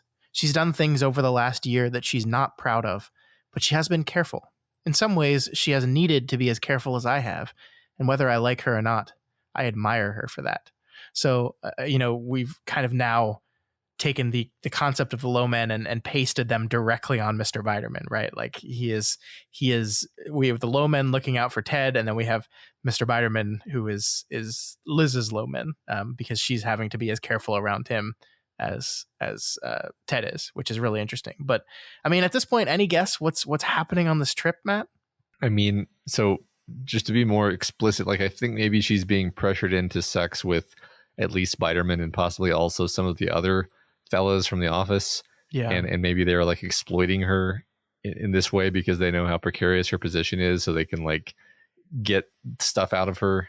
And I mainly say this because of the dream that Bobby is going to have in a minute, where it seems a lot more overtly sexual and aggressive. Yeah. But I don't know if that's more like we're overly literalizing something that's meant to be subconscious worries. And then on top of that, like, I don't know how the hidden stashes of money fit into all this at all. Yeah, fair. So it's just again, I'm probably overly anchoring on the imagery of the dream. But that's where I'm at right now. Yeah, I mean, the one thing I can't get over is just the two guys sitting in the back of the car kind of elbowing each other and smiling in that way. It's a really, really unsettling image. Exactly. Yeah, right. But before Ted can fully fill us in, it seems like he's about to tell us what he thinks is going on. But before that happens, we see some low men in purple cars. Parked in front, on the very edge of Puritan Square, was a DeSoto automobile of a purple Bobby had never seen before, had never even suspected. The color was so bright it hurt his eyes to look at. It hurt his whole head. Their cars will be like the yellow coats and sharp shoes and the greasy perfume stuff they use to slick back their hair. Hard and vulgar. The purple car was loaded with swoops of darts and chrome. It had fender skirts. The hood ornament was huge. Chief DeSoto's head glittered in the hazy light like a fake jewel. The tires were fat white walls, and the hubcaps were spinners. There was a whip antenna on the back. From its tips there hung a raccoon tail. "The low men," Bobby whispered. So what do you think about this first image of them with this wonderfully garish car? Well, I love the writing description of it. I love the purple that he had never even suspected. Yeah, that's such a great turn of phrase, right? Yeah. Had never even a color he never even suspected. That's wonderful. I love it's also at the edge of Puritan Square. That's just fun. I agree completely. I noticed that.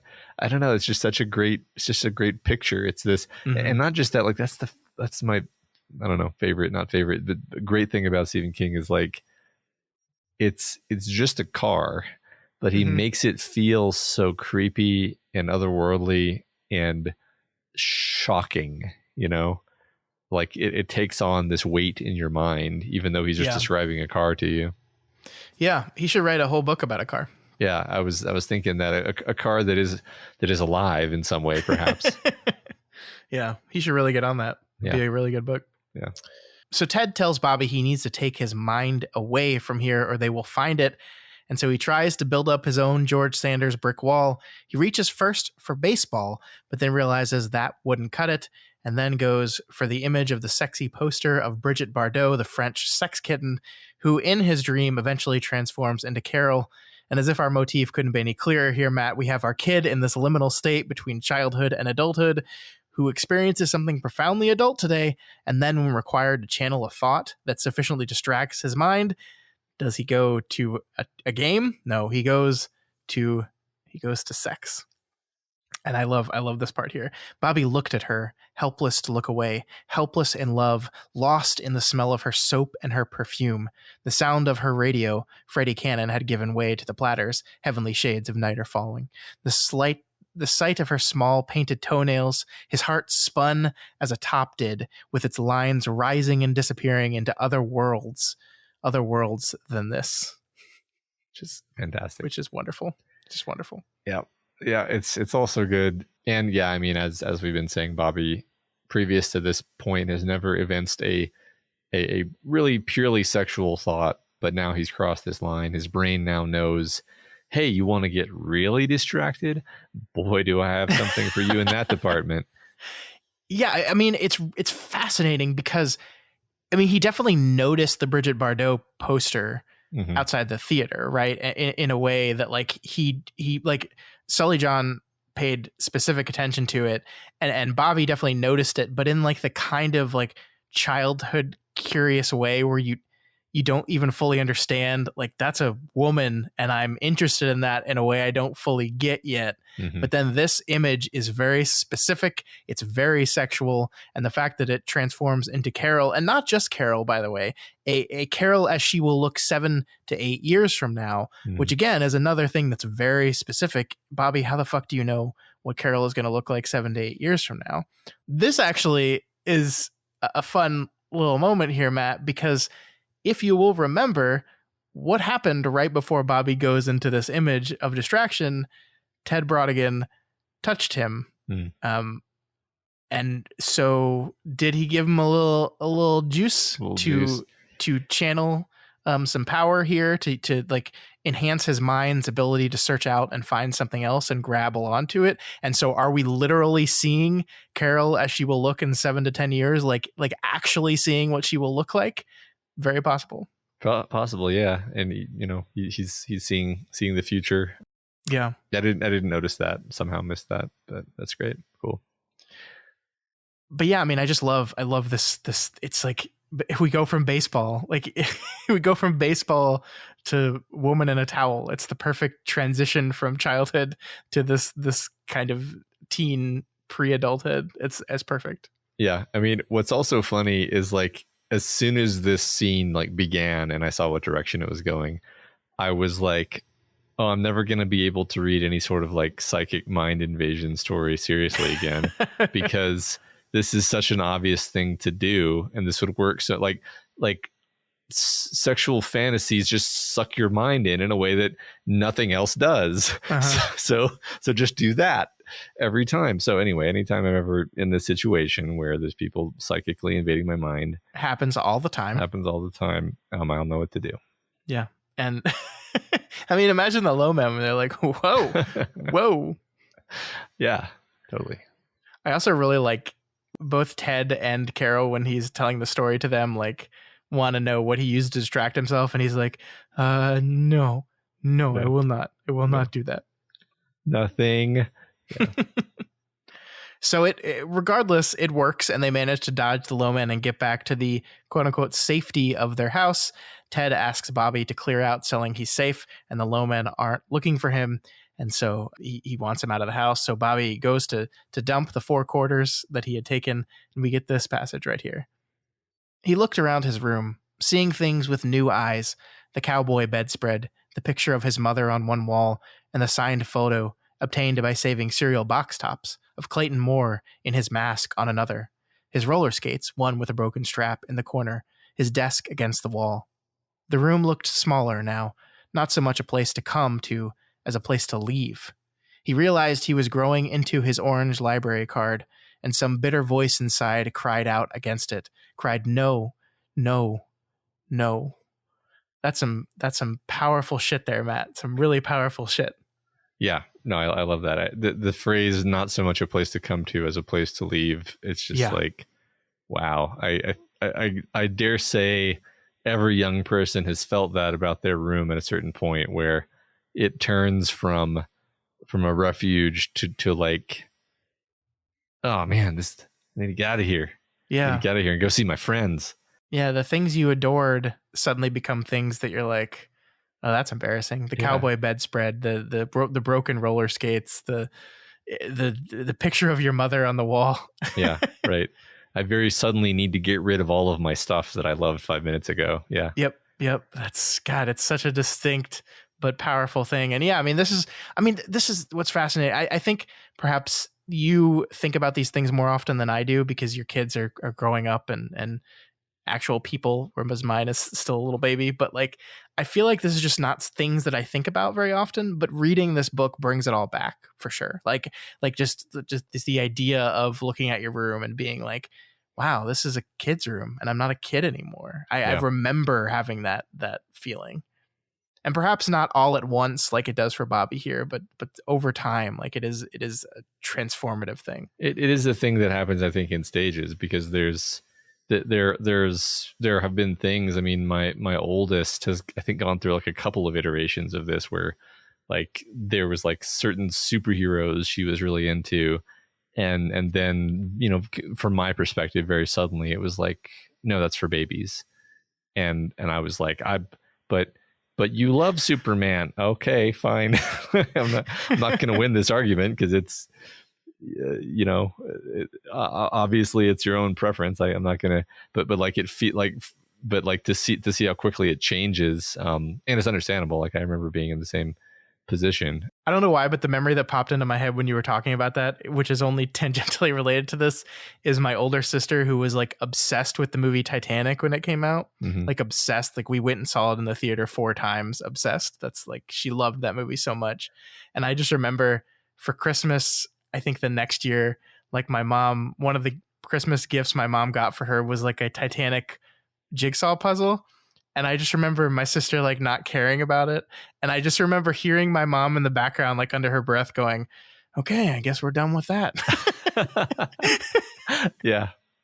No, but yeah, I mean, that is true, especially as kids. Like you just move on to the next thing really, really quickly, and you just completely abandon it. Yeah.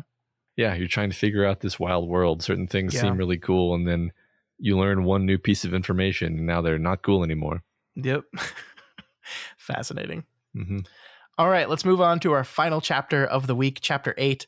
Bobby makes a confession, the Gerber baby and the Maltex baby, Rianda, Ted makes a call, cry of the hunters.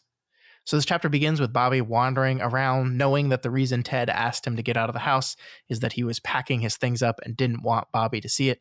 He stumbles upon Carol, where he embarrassingly, at least to him, cries his eyes out. It's an interesting kind of moment where I think, you know, traditionally, especially in this time in the 1960s, crying wouldn't be seen as particularly quote unquote man-ish. This is more of the child inside Bobby screaming against his impending adulthood. What do you think?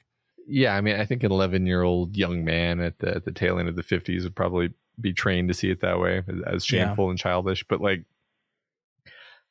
I just saw it as an expression of how Bobby has like nothing in his life except Ted, Yeah. and his relationship to his mom is this horribly strained and confusing and exhausting mess. And so it just feels very justified that he would kind of break down at this point, that he's losing his father figure that he's, fallen in love with. And I felt a very touching moment. Yeah, I agree. And there's a part of me that's like proud of Bobby here. Like I know like he sees the crying as shameful, but I'm like, nah, man. Like it's like men cry too, and it's like very adult to be willing to cry in front of your quote unquote girlfriend, right? I don't know. I was like, good on you, Bob. Yeah, sure, yeah. So Carol says that she can be Bobby's girlfriend. So Bobby does what anyone would do with their girlfriend. He tells her everything. He tells her all about the low man and everything that's happened. I really love when he gets to Biderman and his worries about that. I really love this exchange. Is he going to ask her to marry him? If he did, he'd be your stepdad. God, Bobby hadn't considered the idea of having Don Biderman as a stepfather, and he wished with all his might that Carol hadn't brought such a thing up. It was an awful thought. If she loves him, you just better get used to the idea. Carol spoke in an older woman, worldly wise fashion that Bobby could have done without. He guessed she had already spent too much time this summer watching the O. John O. Marsha shows on TV with her mom. I love this little exchange because on the one hand, it's extremely childish to go like immediate, like, is he going to ask her to marry him? Like, like that's just like a child's concept of relationships is date, marry, right? Like there's no other thing. It's like, well, they like each other, so they're going to get married. But also the way she speaks with this older woman, worldly wise fashion. And she's right. Like if they actually are, she's wrong, I think, about this relationship. But if she's right, you better get used to the idea, Bobby. You better get used to the idea of your mom marrying someone else. Yeah. Well, also it's hilarious to me, this sort of like old married couple vibe of him thinking like, well, he had this older woman, worldly wise fashion that Bobby could have done without. It's just such a, I don't know, it's delightful. I agree. But then Carol and Bobby are interrupted by the twice referenced St. Gabe boys, who are here just to beat up on Bobby and Carol for seemingly no reason at all. Like even Willie, who Carol makes specific choice to reference by name several times, who is usually really nice to her. But in this case, just like in Lord of the Flies, the power of the mob is intoxicating, and they just are super mean to both these kids for no reason. Yeah, it's such a Lord of the Flies moment. Mm-hmm. You're spot on with the power of the mob, which, now that my mind has all these concepts orbiting around each other, I think is strongly linked here with the power of growing up or growing low, as I've now decided I'm going to call it forever in all future conversations. Oh my God. But basically, yeah, I mean, these kids are growing up, they're older, and so they're growing to care about the regard of shitty people who you shouldn't respect, but you're afraid of. And thus it makes you bend over backwards to please them and makes you a worse person. And so even the one kid out of this group who we know, like, it can be a sweet kid, is being brought low, is being made low by association, by being part of the mob. This very Golding-esque remark on mob psychology and human psychology. Yeah, and there's a lot of sexual connotation here as well. Like they grab at Carol's chest to see if she has breasts yet, and then they throw some homophobic terms at Bobby for no reason other than that's just a way to be mean to him, right? It's really interesting that there's a lot of confused like early teen sexual stuff here that they don't even fully understand, but they're expressing in the worst way possible. Right. Yeah. But when they're about to start beating up on Bobby, the two of them are saved by an adult. Carol's mom's friend Rianda shows up in the nick of time. And again, Matt, we have this, I think, what is like a quintessential childhood thing.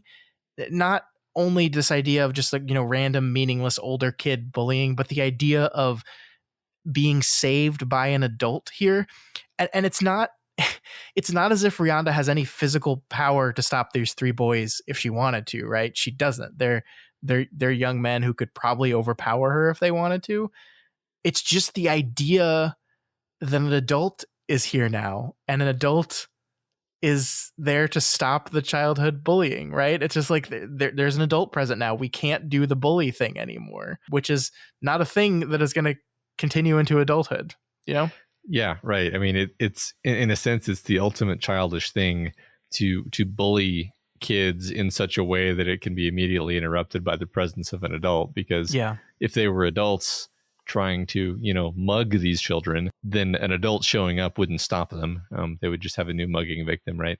So it's this they're trying so hard not to be children, and in doing so, they make themselves kind of even more children. Yeah, definitely. And I love, like, to tie our Lord of the Flies moment back to this even more explicitly. The whole time Bobby is thinking about what he was talking to Ted about in the Golding quote about who will save the sailors. And he says here, that was stupid. No one ever looked less in need of rescuing than Rhonda Hewson did at that moment. But the words still haunted Bobby. What if there were no grown-ups? Suppose the whole idea of grown-ups was an illusion. What if their money was really just playground marbles, their business deals no more than baseball card trades, their wars only games of guns in the park? What if they were all still snotty-nosed kids inside their suits and dresses? Christ, that couldn't be, could it? It was too horrible to think about. Yeah, Bobby, that sure would be horrible if it were true. Mm-hmm. Sure would. Oh, no. I mean, luckily, all children today know this to be the case because they watched how we handled the pandemic. So it's kind of hard to miss, actually. It is. I mean, it's so fascinating. Like, growing up is so fascinating. Like, we're like, it's all just bullshit. It's all bullshit. It's all bullshit that we made up. Everything in the world is bullshit that we just made up. Uh-huh. All of it. We don't understand any of it. Nobody understands any of it. Nobody understands how money works. Nobody understands how money works. No, not even people whose professional job it is to understand how money works actually understands how money works. Exactly. But we all talk as though we do, because it's embarrassing to admit that we don't know. It's all fucking crazy. It's crazy. We're just playing with marbles in absolutely ridiculous. The world is terrifying. Yeah. Let's go back to being children again. I agree. So Rhonda manages to scare away the bullies and takes Carol home, while Bobby heads back to his house, confused and a bit shell-shocked. He continues that way through dinner and watching TV. Even when Ted asks him about the Golding book, The Inheritors, he's reading, he barely listens to something. I think this is really fascinating, right? That, like, Ted is lecturing him on books, which is something of a week ago, 2 weeks ago, he was utterly entranced by. And this time he can't focus on it at all. Like, we kind of flutter in and out of Ted's explanation of what's going on here. Yeah. Yeah, he's totally preoccupied. Yeah. But I think that the way he talks about The Inheritors and the book itself, which is a book I've never read, so I'm basing everything just off this little glimpse King gives us of it. But I think this is worth talking about. The family you meet first, the one with the little girl, they're Neanderthals. The second family, only that one's really a tribe, Golding and his tribes, are Cro-Magnons. Cro-Magnons are the Inheritors. What happens between the two groups satisfies the definition of a tragedy, events tending towards an unhappy outcome which cannot be avoided. So again, if we're going on this whole thing of Ted is lecturing Bobby and preparing him for life, I think this story could be a tragedy, right? We've already kind of talked about this. And so he's preparing him for the way this whole thing's going to go down. Yep. Tragedy, unhappy outcome, cannot be avoided. Oh, no. Mm-hmm. Yeah, one thing I didn't realize until checking up on The Inheritors was that it was published in 1955, so not long before this novel takes place. And Lord of the Flies was published not too long before that. So I just didn't realize that, like, William Golding was publishing his books pretty close to the time of this story, actually. Yeah, me neither. I think it's that childhood thing where someone gives you a book, and because they're an old person, you just assume that book's been around forever. Yeah. Right. Yeah. Since we read it in high school, it must be at least 200 years old. Yeah.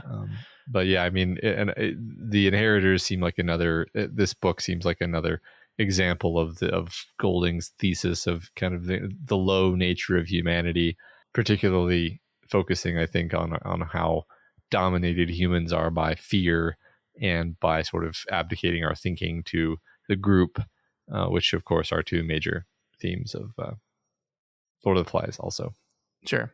Yeah, I mean, again, I haven't read the book, but like the Neanderthals not around no more, right? That is so you correct. you can kind of guess where the book is going to go, right? Yeah. Yeah, absolutely. But all Bobby can think of during this whole thing, for some reason, is Ted's fight, whether or not he was right and Haywood is really going to take a dive in the 8th. He wants Ted to call and find out as soon as possible. He's terrified by the prospect that Ted was wrong. It's like all consuming to him. And I'm curious why you think that is. Why is Bobby, to the level that he is, so suddenly emotionally invested in the specific outcome of this bet? It's funny. I have a hard time articulating like why, but I felt like it was crystal clear while reading. And it's funny because it's just like it's totally gone now. Perhaps it's the idea that Bobby actually wants Ted to lose, and then he'll be stuck with Bobby, or at least so believes some part of Bobby's mind, but he won't like allow himself to admit that. I mean, just generally, I think he's just so upset about the idea that Ted is leaving that he's fixating on this one thing that is uncertain. Mm-hmm. And he just kind of doesn't know what to do with himself, so he's obsessing about this one thing. Yeah, I mean, I think it's a very kind of reasonable thing where you're depressed about Ted leaving. You want to be anxious about Ted, but you don't know where to put that anxiety, and so you put it in the one thing you feel like there's some level of concern about. Like he's kind of convinced himself that Ted is leaving no matter what, but he doesn't want that to happen. So he's pouring his anxiety into the only thing he understands how to do, which is this thing that this anxious outcome that is weighing over them both. Yeah, I like that. But Ted was right, of course, and wins $2,000, ensuring that he will be leaving as soon as he collects that money. I love this little passage right here. He never would have guessed that something that hadn't even happened could hurt so much. A week from now, I won't remember what was so neat about him. A year from now, I'll hardly remember him at all. Was that true? God, was that true? No, Bobby thought. No way. I won't let it be. Really good stuff right there. I love that line. He never would have guessed that something that hadn't even happened could hurt so much. That feels like a particularly adult emotion for me as well. You know, like the pain of something that hasn't even occurred yet, but you can imagine it in your mind. It's funny. Nothing much at all like this scenario ever happened, and yet King is able to find so many ways of lining it up with universal feelings of adolescence, basically. Sure. So Bobby and Ted plan out their goodbyes, agreeing that Ted will send Bobby postcards when he can, or rather he will send them through Carol with a secret code so that he'll know they're from Ted. The melancholy of the scene is so profound, Matt. It's really wonderful. Bobby is just nearly brokenhearted. They're basically saying their goodbyes now because Bobby knows Ted is going to be, gone. Like this might be the last chance they have to say their goodbyes to each other. Yeah, it's true. And as we said before, it's obvious that Ted is almost as brokenhearted as Bobby is. So it's just an all-around tearjerker of a scene. Yeah, it's really sad. But then Bobby heads to bed and dreams. And when he dreams of his mother again, only this time, instead of running through the jungle like in Lord of the Flies, she is running in her hotel room. And now it's the St. Gabe's boys chasing her too. And like we talked about earlier, there are some really interesting differences between the two dreams that I think is worth pointing out. The first is the most obvious thing, that they're all wearing doublets with the red eye of the Crimson King drawn on them. So that's neat. We have some Crimson King imagery here again. But the other thing is the savagery of this dream. It's the same dream almost, but as viewed from a child versus a grown-up. Because like in the first dream, the Lord of the Flies boys were naked, but Biderman and his pals were dressed in suits. This time, they're all naked under those doublets. And it isn't just that they're naked, Matt. King focuses on their nakedness here in a way that he didn't before. Their privates are flopping around, he said, the bushy nests of their pubic hair. The things that make them adults and not children are the things that are being highlighted in these dreams. Yeah, this one's definitely more overtly horribly sexual than the other one. Yeah, and then in the first dream, his mother's dress was just torn and her stockings were in tatters, and he said it was, just really just because of the twigs and the branches that were slicing her dress open as she ran through them. But in this one, he heard her gasping for breath, saw her trembling, terrified mouth and her torn stockings. Her fancy dress was also torn. One of her breasts was scratched and bleeding. One of her eyes was almost closed. This is very specific imagery of her. And then, like, the heartbreaking moment, Matt, is when he sees blood between her legs, doesn't understand where it came from, but then looks at Biderman with his penis out and makes the connection, right? It looked like a kraken, a triffid, a monster, and Bobby thought he understood the blood on his mother's legs. He didn't want to, but he thought he did. So, again, if you buy into Bobby's dreams as being specific and prophetic here, we kind of now understand exactly what was going on with his mother, right? Yeah. It's all pretty horrifying. It certainly is. Yeah. It's horrifying, and it's all coming from Bobby's mind, perhaps, right? So this idea that, we have these two dreams, they're dreaming about the same thing, his concern for his mother. In the first one, he just kind of deposits his mother into Lord of the Flies, just kind of does a 1-to-1 change out. Instead of the pig they're hunting, instead of the boys that these guys are hunting, it's just his mother. But in this one, it's so much more specific. There's so much more understanding. I get what's happening here. These people are naked, and I'm pointing out their nakedness. I'm pointing out their privates. I'm pointing out what they're being done.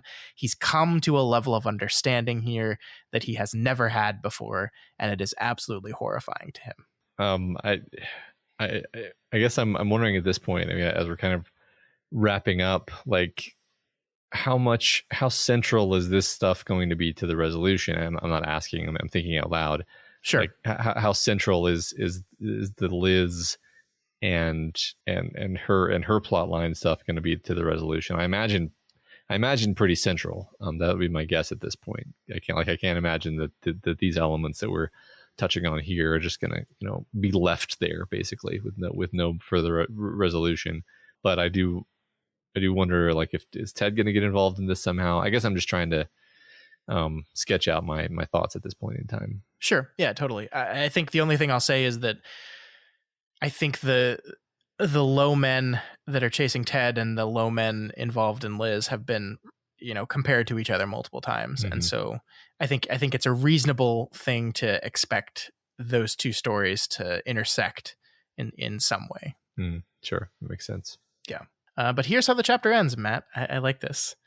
Bobby thought, I want to get out of here. I want to go back down to the top of my own world, make it stop and spin the other way so I can go back down to my own room in my own world. Except it wasn't a top.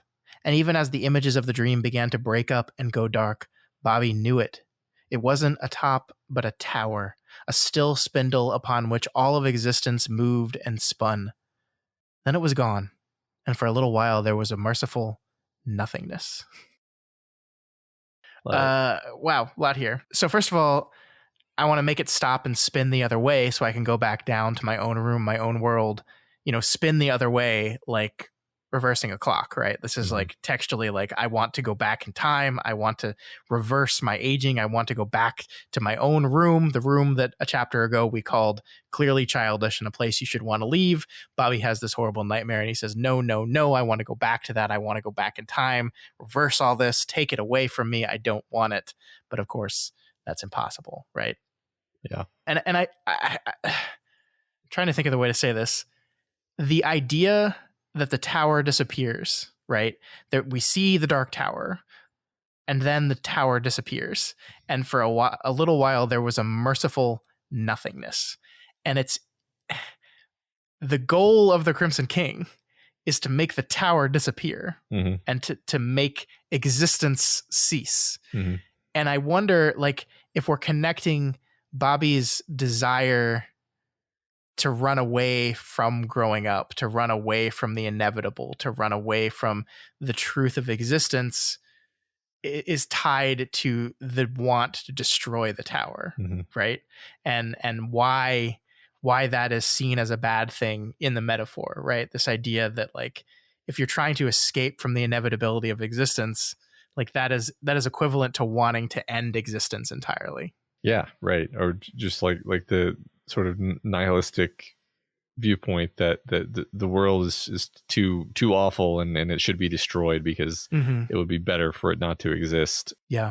I think is something that maybe teenagers in particular can relate to, because they're sort of being exposed or noticing and realizing a lot of the terrible stuff that exists in the world very rapidly in a way that can be very shocking and upsetting, and they can become nihilists, that they or at least temporarily. I think it's interesting because there's then almost always a period where they realize like, oh, but then also there's also this good stuff that makes life worth living. Well, and I think the most important thing in that is, what do you do with that information? Yeah, I think part of growing up is that loss of innocence, that recognition and realization that the world isn't this wonderful, rosy place where everything always goes my way and is okay, but rather is a very difficult place where a lot of bad stuff happens. And what am I going to do about that? And, to conclude this week's episode on going back to our central metaphor, that was what happened in this country, right? Like, there's this great awakening, this loss of innocence, and, people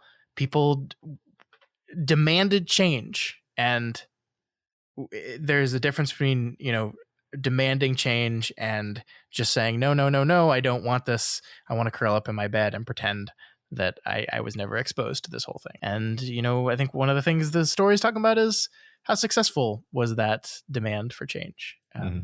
But that's a conversation for another day. All right. So that is going to do it for Low Men in Yellow Coats chapters, 5 through 8. Matt, believe it or not, next week we're going to finish the story. It's going to be over next week. It feels like we just started. It does, and we kind of did. So yeah. But before that, we've got quite a few discussion questions to get through. Last week, we asked what book made you fall in love with reading, like Bobby Garfield had with Lord of the Flies, and we got a lot of fun answers here, Matt. Let's go through them as quickly as we can. All right. First, from Baby Can You Dig Your Sam, we have, I fell in love with reading at a very early age. I love The Boxcar Children, which is about a family of orphan children who live in a boxcar. Island of the Blue Dolphins, about a girl marooned on an island. A Wrinkle in Time was also a favorite. And From the Mixed Up Files of Mrs. Basil E. Frankweiler, about a pair of siblings that run away from home to live in the Metropolitan Museum of Art.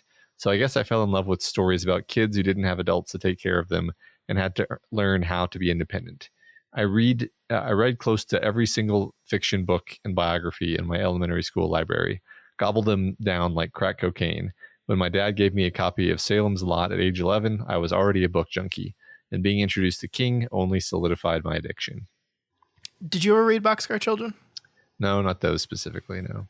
I read the shit out of those books. I think I read all of them up until the age that I just aged out of them. But it was a lot. It was a lot of those. No, I should give those to my kids.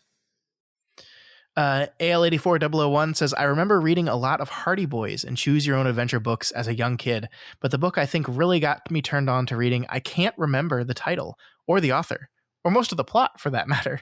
What little I can tell you is that it was the only book I ever got to buy at a Scholastic book fair. I was a voracious reader from a big family, and we didn't have a lot of money to begin with, so those events seemed uniquely designed to taunt and humiliate me. But this time, I somehow talked my parents into giving me just enough scratch to walk away with the real deal, fully fledged book with a capital B, not some silly kid stuff. I must have read that thing 100 times. I remember it was about two friends who discovered a dead body in a cave, something about tides and flooding and a mystery at the core, but all the other details are now covered in a muddy smear of decades past. Kind of sad, really. I think I actually know what book they're talking about, but I can't remember the name of it either. Interesting. That's fascinating. I don't think anything is coming to mind for me, but that is fascinating. So I just very briefly wanted to say, like, I also remember, like, there was some book when I was like 11 or 12, and I can say like nothing about it, but I just remember it being the first time that I was like totally absorbed in, a chapter book, and that was a big deal for me. It's funny that I can't remember what it was though. Felidao says, one of the most formative series for me was definitely R.L. Stein's Goosebumps. I still remember the first one I ever purchased, or rather pestered my parents into purchasing for me. Number 32, The Barking Ghost. It was probably not the first Goosebumps book I ever read, since I was a regular library patron even back then, but for whatever reason, I always had a morbid imagination, and the series cover art, which depicted things like mutant green slime, evil mummies with glowing red eyes, and severed hands tapping away at a piano, was endlessly fascinating to me. Looking back now, I still think the art was pretty damn awesome. For the next several years, I'd always buy the newest Goosebump book whenever it showed up on the grocery store bookshelves, and this love of horror fiction eventually led me, of course, to Stephen King. Incidentally, I was 11 years old, Bobby's age, when I read my first King novel. It was Pet Sematary, which was probably not the best place for a child to start, to put it very mildly, but YOLO. I discovered Lovecraft shortly afterward as well. Speaking of Pet Sematary, though, it's my favorite standalone King novel, and I agree with his personal assessment that it's the scariest book he's ever written. It's not scary in a classical horror boo kind of way, but I definitely find it to be his most emotionally disturbing novel, and the older I get, the more horrifying it becomes. This is far in the future, but someday I'd love to hear you guys do a podcast discussion on this one. I'm so afraid of doing Sam's Lot. Pet Cemetery after having a kid. I'm so afraid of it. I am too, and I only sort of just vaguely know the plot outline. So. Did you read Goosebumps? I read a couple, maybe a handful, and I did like them a lot when I was a kid. I just I did not consume a ton of them. How about you? Yeah, I read the shit out of them. They were really my first introduction to horror fiction. I think I read them near the very beginning of their run, which was 92. So I was like 7. I don't remember where I dropped off. I think I just kind of aged out of them. But like the first 20 or so, man, I read the shit out of those. And I remember like the first one, Welcome to Dead House, legitimately scared me when I read it the first time. The rest of them, I don't think they ever scared me. I think they fascinated me. Like there's one, I think it's A Night in Terror Tower, where these 2 kids are like tourists in London, and then spoilers for a Goosebumps book, find out that they're actually the prince and princess that were like sent to the future. Like it's wild, but like for whatever reason, the idea of like kids actually being royalty from the past was like, holy shit, this is cool. I don't know why I thought that, but I did. It kind of sounds Stephen King when you put it that way. It does a little bit, yeah. Time traveling princes and so forth. Very weird. It's very weird, yeah. Messy Glitter Hobbit says, according to my parents, I've been an avid reader since toddlerhood, but the first series I remember reading was the Redwall series. The author, Brian Jacques, was of similar age and from the same area of Liverpool as my dad. I loved the swashbuckling adventures of Redwall Abbey's woodland creatures. I read them many times myself, but my fondest memory is of my dad reading them to me. His deep English accented voice and perfect execution of all the creatures' diverse dialect, even the moles. Side note, my dad should have been an audiobook reader. He claims Andy Serkis stole his Gollum impression and has been doing it far longer. That's awesome. Yeah, I love the Redwall books also. Yeah, I actually had a lot of trouble like pinning down one particular answer of mine that like made me fall in love with reading, but the Redwall books are definitely on that list, on that short list. Yeah, I think they had some of the most emotional moments given the the subject matter and the target age. I mean, you've got some real tearjerker books in that stack. Yeah, and I feel like there's a lot of violence in them too, and I was not reading books like that, and I feel like because it was like mice and moles and shit, we were allowed to read that level of violence, and I was just like, oh, holy shit. Yeah. Oh my god. This is horrible. Yeah. All right. Phil Guard 007 says, I always had an aversion to the books they made you read in school. I mean, who really enjoys A Separate Peace or The Good Earth? Admittedly, those were both required reading in high school and well beyond the point you fall in love with reading, if you do. But in 6th grade, we were required to read Ellen Raskin's The Westing Game, and I couldn't put it down.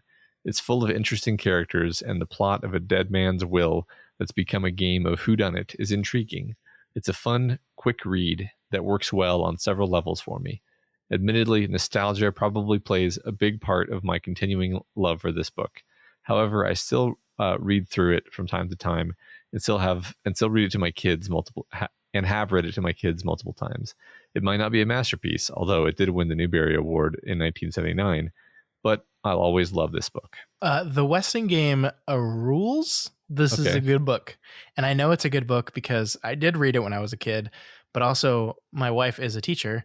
Well, she's a principal now, but she was a teacher, and she read it to her 5th grade class. And to practice reading it to her 5th grade class, I think we were on a road trip. Actually, I think we're on a road trip to come visit you, Matt. And she read the entire little book to me on the road trip. And it still holds up. It's a lot of fun. That's awesome. I'm getting so many books to add to my kids' Christmas pile of books.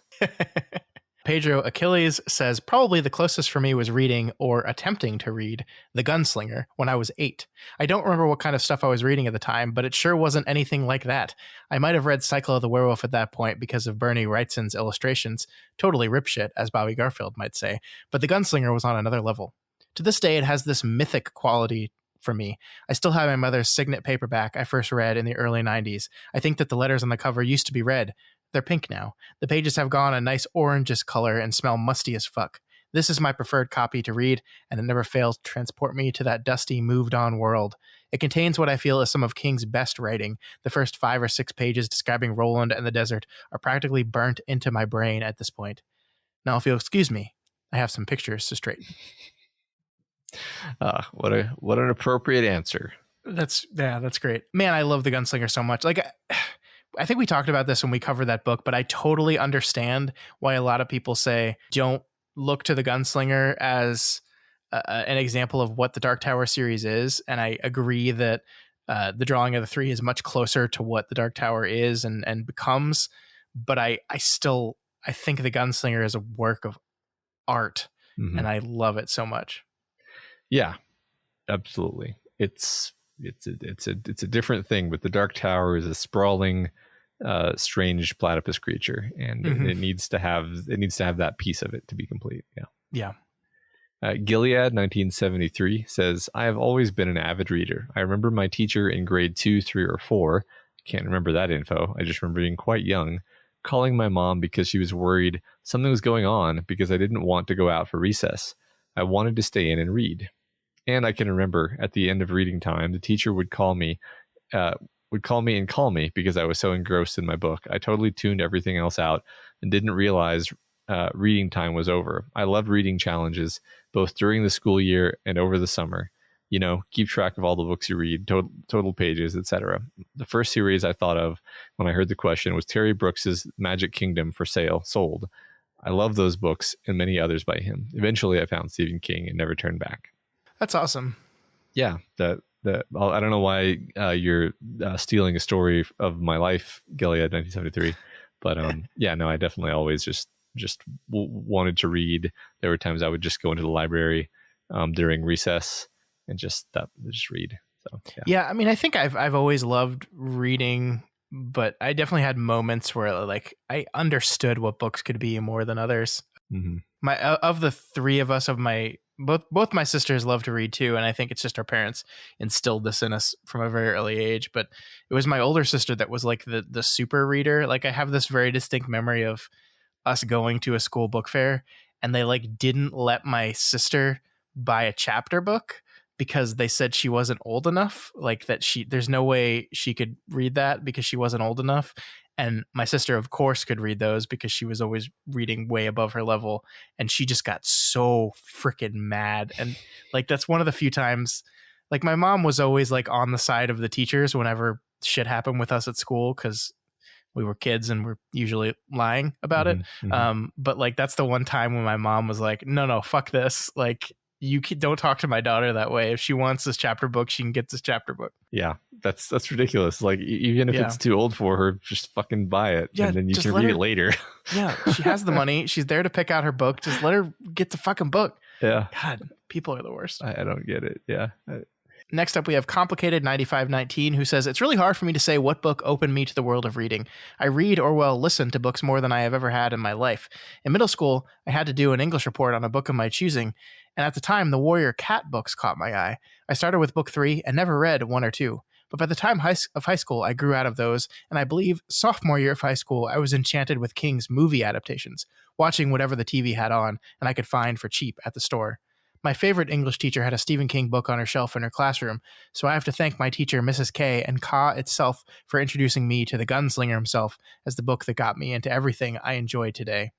I'd have to say that I didn't fully understand the gunslinger or even the whole Dark Tower when reading it in high school, but I enjoyed it enough to become a constant reader of King's work and to journey to the tower multiple times. I love that. And I love people admitting and being unafraid to admit that they didn't understand stuff the first time they read it, because I think that's fine. I think as Ted Brodigan says, like, you're supposed to sometimes go away from a book not being totally certain about how you feel about it and what it means. And I think I think the quote is, books are for considering after too. And that's great. I love it. Yeah, I mean, as I've said a million times, Dune was a hugely impactful and formative book for me. Funnily enough, I think I was already in love with reading before I got to Dune, but that's why I didn't count it on that list. But like, that's a book I really didn't understand, even though I loved it, even though I kind of felt the power of it. I maybe just saw the tip of the iceberg at the time, and that's totally fine. All right. Co Donahoe 89 says, originally excited about reading. Honestly, it was as a child with the Hardy Boys, The Tower Treasure. As an adult, it was the collection of short stories called Nightmares and Dreamscapes by certain Stephen King. That's a good collection. That's a good one. Did you ever read Hardy Boys? Yes, some of them. I could never get into them. I read a couple, but I just never, I don't know. I think I got my children doing mysteries fix from Boxcar Children and never really got into Hardy Boys. I think my mom would read them to us, which is, I don't know if I ever read one on my own. So I don't actually know how into them I was, but definitely I imbibed a couple of them at some point. Imbibed. Perfect. Shortstop 88 says, I don't think I ever had a book hit me with the intensity that Lord of the Flies does to Bobby. I do remember that one of my first chapter books was the 4th Magical Treehouse book, Pirates Past Noon, when I was in 1st grade. I picked it up because I saw a friend that I looked up to, a 2nd grader, reading the 3rd book. So I grabbed the next one in that order rather than continue what I had been doing, which happened to be rereading a short picture book about a honeybee with a text that was just rhyming. The Magic Treehouse book then led me to continue on with the rest of the ongoing series, and I just kept devouring these books and a few others as fast as I could. This ended up leading to most of my elementary and middle school social life being non-existent because I focused more on reading books. There were certainly other important books that helped me on the way, but that Magical Treehouse book was definitely the first story I read, and it definitely led to a major part of who I became as a person, both growing up and as an adult later on. That sounds fun. I had never heard of those books, but never heard of those either. There's a lot of cool stuff. I'm making my list. Magical Treehouse, magic Treehouse books. Did I tell you what? Speaking of lots of books, did I tell you what my wife's doing for our son for Christmas? No, I don't remember if I told you this. She bought 24 books, and we're doing a book advent calendar where he's gonna get a new book every day leading up to Christmas. He's 8 months old, so he's not actually going to enjoy any of them this year, but I think we're going to reuse the same books over the next few years and read a new Christmas book. And we've got like this felt advent calendar that we're going to put like numbers in, so he'll get to open the books. It's going to be fun. I genuinely believe that you can start a kid on the path to loving reading just by reading to them even when they're a baby, and they're just like the colors and the pageantry of turning pages and being able to mouth the book is fun for them. They really like it. I think it's an interesting thing because I think you're right that the trick, if you want your kid to fall in love with reading, that this is the things that worked on me. 1, read to them a lot for sure, but 2, read in front of them a lot. I think that's really important, that not only do they see you read to them, but they also see you like just do it. Like that's what my dad would be sitting on his side of the couch in his chair every night with a book in his hands, reading a book, like every night. And I would see every night my dad was home, I would see him reading. And I really do think that because I want to emulate my dad. So I would sit next to him on the couch, pull up a book, and read it. And I think that's really important. Yeah, I could definitely do better at that, honestly, because so much of my reading material is actually audiobooking material that my kids don't see me with a book as often as I saw my parents with the book. Sure. So that's a regret. But the world is so different now. I think it's going to be increasingly hard to do that same thing. Yeah. But all things considered, I agree. I think you're right. I think that's a good thing to do. Okay. So yes, Shade Tower says, I read a short story in a literature collection early in middle school titled The Smallest Dragon Boy by Anne McCaffrey. In a few short pages, I was absolutely smitten with the world that boy lived in. Turned out that McCaffrey had already written many stories in that world. I was lucky enough to have a librarian that pointed me in the direction of the first book in the series and briefly explained how to find the next one, and that I should try and read them in order.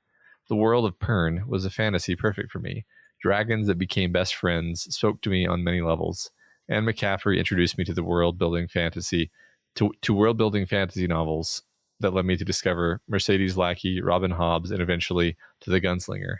Later on, the world of Pern, a science fiction element came into the story. It was an amazing twist that my young brain was just floored by. That led me to Asimov and Douglas Adams. Amazing what one short story can do. Yeah, wow. Yeah, my one of my aunts gave me the basically like the first 3 Dragon Riders of Pern books in like a bound volume. And then I read like a million Dragon Riders of Pern books. That was kind of my whole like middle school thing. That's awesome. That's an era that I don't think about much. Not that it wasn't great fun at the time. Awesome. I've actually never read the Dragon Riders of Pern books. Yeah, it's just like this person says, the idea of a magical dragon that becomes your best friend is like crack to a certain kid age brain. Yeah, I mean, that sounds like I would love it, but I just never read them. Yeah. Para Jane says, I don't remember not reading voraciously, so I don't know that I can pinpoint a specific book that made me fall in love with reading. A few books from my childhood stand out to me, though, because I read them to tatters and was overjoyed to realize that they held up when I read them as an adult. The Girl with the Silver Eyes by Willow Davis Roberts is a book I've recommended here before, and it's one of those books that's kind of cultish. Either folks have never heard of it, or they love it and tell everyone about it. I adored it as a kid. What's not to love about a girl discovering the secret of why she has telekinetic powers? But when I reread it a few years ago, I understood why it resonated. 10-year-old Katie is a voracious reader and a melancholy, precocious child, and she has the kind of introverted loneliness that comes to people who enjoy their own company, but would still like to know a few folks who get her. This isn't Harry Potter, where she's told one day she's magical and then swept off out of her terrible life. It's far more mundane. She knows she's different. She discovered it on her own, and she's purposefully sets out to find others like her, even while the adults in her life are stultifying and even deceiving her. The supernatural elements are only a vehicle for her to take agency and find what's missing in her life, people who have experienced the same kind of loneliness she has. It's beautifully written, features complex characters with internal lives that are only hinted at, and aged so well that I got more out of it as an adult than any of the dozen times I read it as a kid. That's really cool. That sounds really good. Yep. I kind of want to read that. Yeah, that's on my list now. I'm just adding all of these books to my Amazon cart, and it's going to be like $200 worth of books by the time we're done, and then I'm going to have to do triage. But I appreciate. No, you just order them all at once and just go. Yeah, just go, or I just forget that I did that, and then I want to buy a toothbrush next week, and I like go to buy a toothbrush, and I just accidentally buy all that. I've explained to you. There's a wish list. There's a save for later. There's so many different ways to do this. Emperor Fry the Solid says, I keep going further and further back with my answer to the discussion question. My dad bought me a copy of Lord of the Rings when I was 15, and I treasure that book so much. But then I worked at the library when I was 12, and my goal was to read through the entire fantasy section at the library. But then I have a picture of myself at about age 5. I'm sitting in the backyard, quite earnestly reading a book to my favorite tree. So hard to pinpoint quite where it started, but books have played a huge role in my life, and I'm glad I found a podcast like yours that can push that obsession even further. Thanks. Oh, well, thank you. Yeah, I mean, just from my perspective, looking at my kids, like they have all kind of always liked reading, and they don't really read the same books that I read when I was a kid, but I don't have a problem with that, actually. Yeah. So Like a lot of what they read is these like Dogman or Diary of a Wimpy Kid or stuff like that, where Mm-hmm. that didn't even exist when I was a kid, and some of it is more of like the graphic novel variety. But I'm like, you know Sure. what? They love it. They read it. They want to read it before bed every night. They'll read it on their own. They'll just sit on the couch and read it themselves. So it's great. It's great. No complaints. Yeah. Yeah. I I mean, I haven't had to navigate this yet, but like I'm gonna have like a list of books I want my kid to read, but also I don't think I want to be too beholden to that. Like let them discover their own stuff that they like. Yeah, there's been a couple instances where I'd buy them a book and be like, "Oh, you'll really love this," and then it's a lead balloon, and I think that's maybe me being a bit overly aggressive and them not being old enough, perhaps, or maybe it's not as good as I remember it being. Sure. Sigma says, The Gunslinger. I was never much a fan of reading as a kid, since my first memories of school were reading books I didn't give a flying fuck about and being yelled at by an old white woman. Despite that, there was one book I read all the time up until I was 8 or 9, Maniac McGee. But it didn't quite make me fall in love with reading, and nor did the Tron Jr. novel or Griffin's Castle. That would come at age 13 or 14. I'd got interested in It by Stephen King and in Albert Camus. I got The Stranger by Camus and It by King, whose actual page count was a great surprise to me. I started frequenting bookstores then, and one day I found a thin brown book with a man who, to me, resembled Zorro. It was The Gunslinger. At the time, I wasn't a fantasy fan at all and hadn't always been, and am still to an extent reticent about elves on horses. But I didn't recognize The Gunslinger as fantasy. I didn't recognize it as any genre, actually. I bought it since I'd never heard of it. Despite having gotten books, I was a very lazy reader at this point in my life. I read only during breakfast and lunch at my middle school. Book one bored me at first, and I put it down for some time. But one January, I decided to look up the book in Japanese and found Akira Yamada's amazing cover, and I picked up where I left off. Book one was a trip, and I misread a lot, but by chapter 2, I had fallen in love with it. This, ladies and gentlemen of the jury, is where words truly began to enchant me, to reference Court. Up until then, I had only read manga and played video games like Mega 10, and that's how I learned words. At around age 9, I learned Martyr and Orthodox from Bravely Default. But The Gunslinger is what got me into reading, and me getting into the Dark Tower is what led me to start talking with a friend who I am now close with, and by gods, I am grateful for that given what I had gone through and what I would go through. For some time, I stuck with King, but earlier this year, I began to step out of my comfort zone in much bigger ways. Never thought I'd be reading Nabokov. Never even knew who he existed until now. The Gunslinger was actually the first King book I read front to back. It's a special book to me. I'd never heard Palaver or Mayhap until I read that book. Even though it was my first book in the series, I recognized this would be my favorite work of art. Years later, that remains true. I honestly, Matt, when I asked this question, I wasn't expecting as many Gunslinger answers as we got. I mean, maybe I should have because we're a Dark Tower podcast, but I think it's so cool that so many people fell in love with reading from The Gunslinger. Yeah, I agree. That's not something I would have expected just because of the fact that I consider it to be very advanced, but like that's just because that's when I happen to encounter it, and Sure. I can actually kind of imagine. I don't think I would like give it to my kids at this point, but maybe it doesn't need to wait as much longer as I had thought before. Let me put it that way. Yeah. All right. My name is Chris. Matt, here, let me put some spaces here for you. You're going to be blown away. My name is Chris. My name is Chris. My name is Chris. Says I had a baby. It's a boy. Maybe it's a boy. It's very late, folks. I have mentioned this before in discussion questions, but I can pin my love for reading fiction on the Redwall books by Brian Jakes. Is how I was. Is it really Jakes? Because he's English. He's not French. Freaking English. But I don't even actually know how to pronounce French. I don't actually know. I first picked up The Legend of Luke based solely on the fact that my name was in the title when I was in second grade, and consumed the rest of them shortly after. Another book I feel obligated to mention is Ilium by Dan Simmons. I read that the summer before starting 8th grade, and I distinctly remember understanding that book changed the way I viewed reality. Seems like hyperbole, but trust me, introduce a 13-year-old kid who lives in the middle of bumfuck nowhere, Iowa, to some Dan Simmons, and it will change their perception of basically everything. While Hyperion is arguably better than Ilium Olympos, at least commercially, I'll never forget how that bizarre sci-fi book set my brain on fire that summer before beginning 8th grade. That's cool. Hyperion is the only Dan Simmons book I've read. Yeah, me too. And I still want to read the rest of them, but they keep losing the book club votes, so I haven't. Yeah. So we need everybody to show up to the next book club vote and vote for whatever Dan Simmons we put on there. Come on, my name is Chris. You got to show up. Although apparently your name is Luke, so your whole username is a lie. See, this is why I don't even bother trying to pronounce the names. Pedro De Niro 77 says, my first memory of getting into reading was R.L. Stein's Goosebumps. Silly and spooky and just plain fun. I earned a whole lot of Pizza Hut Kids Pan Pizza in reading club off these books. Oh my God, I remember the Pizza Hut Kids Pan Pizza reading club. I don't. I got so much pizza. I'm jealous. God, so good. That explains a lot. That explains why you're better at reading than me. Because you had a pan pizza club. You had an unfair advantage. Yeah. Exactly. And I'm not better at reading than you. Just so we're clear.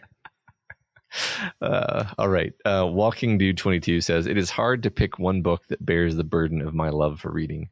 The works of Dr. Seuss are way up there. The Lorax is one of the first ones I remember choosing for myself. Unless someone like you cares quite a lot, it's not going to get better. It's not. Then there's Scrambled Eggs, Super, and all the rest. These books taught me to love wordplay, whimsy, and poetry. They taught me to value the world I live in and see the wonder all around me. They taught me the hazards of naming my 23 sons Dave and the joy of diversity. Then there was A Wrinkle in Time and the James Blish novelizations of the Star Trek episodes, which inspired my love of science fiction. I just wanted to say the Wrinkle in Time was a huge one for me, and also just like weirdly novelizations of movies. I would read way bigger novels if they were novelizations of movies that I liked. And I think that kind of got me used to the idea of big novels. Our fourth grade teacher read A Wrinkle in Time out loud to us like every day over the course of, I don't know however long it took. And I loved that. I loved that book. And that poor movie broke my heart. That movie was so bad. I love Ava DuVernay. I think she's a fantastic filmmaker, but that movie was awful. Did you ever see it? No, it's so bad. I didn't. I mean, it's funny. People use the word unfilmable a lot, but I really think Wrinkle in Time comes as close to being literally unfilmable as possible, because it's all these really, really abstract things that are unvisualizable. And that's like kind of the fun part of the book, actually.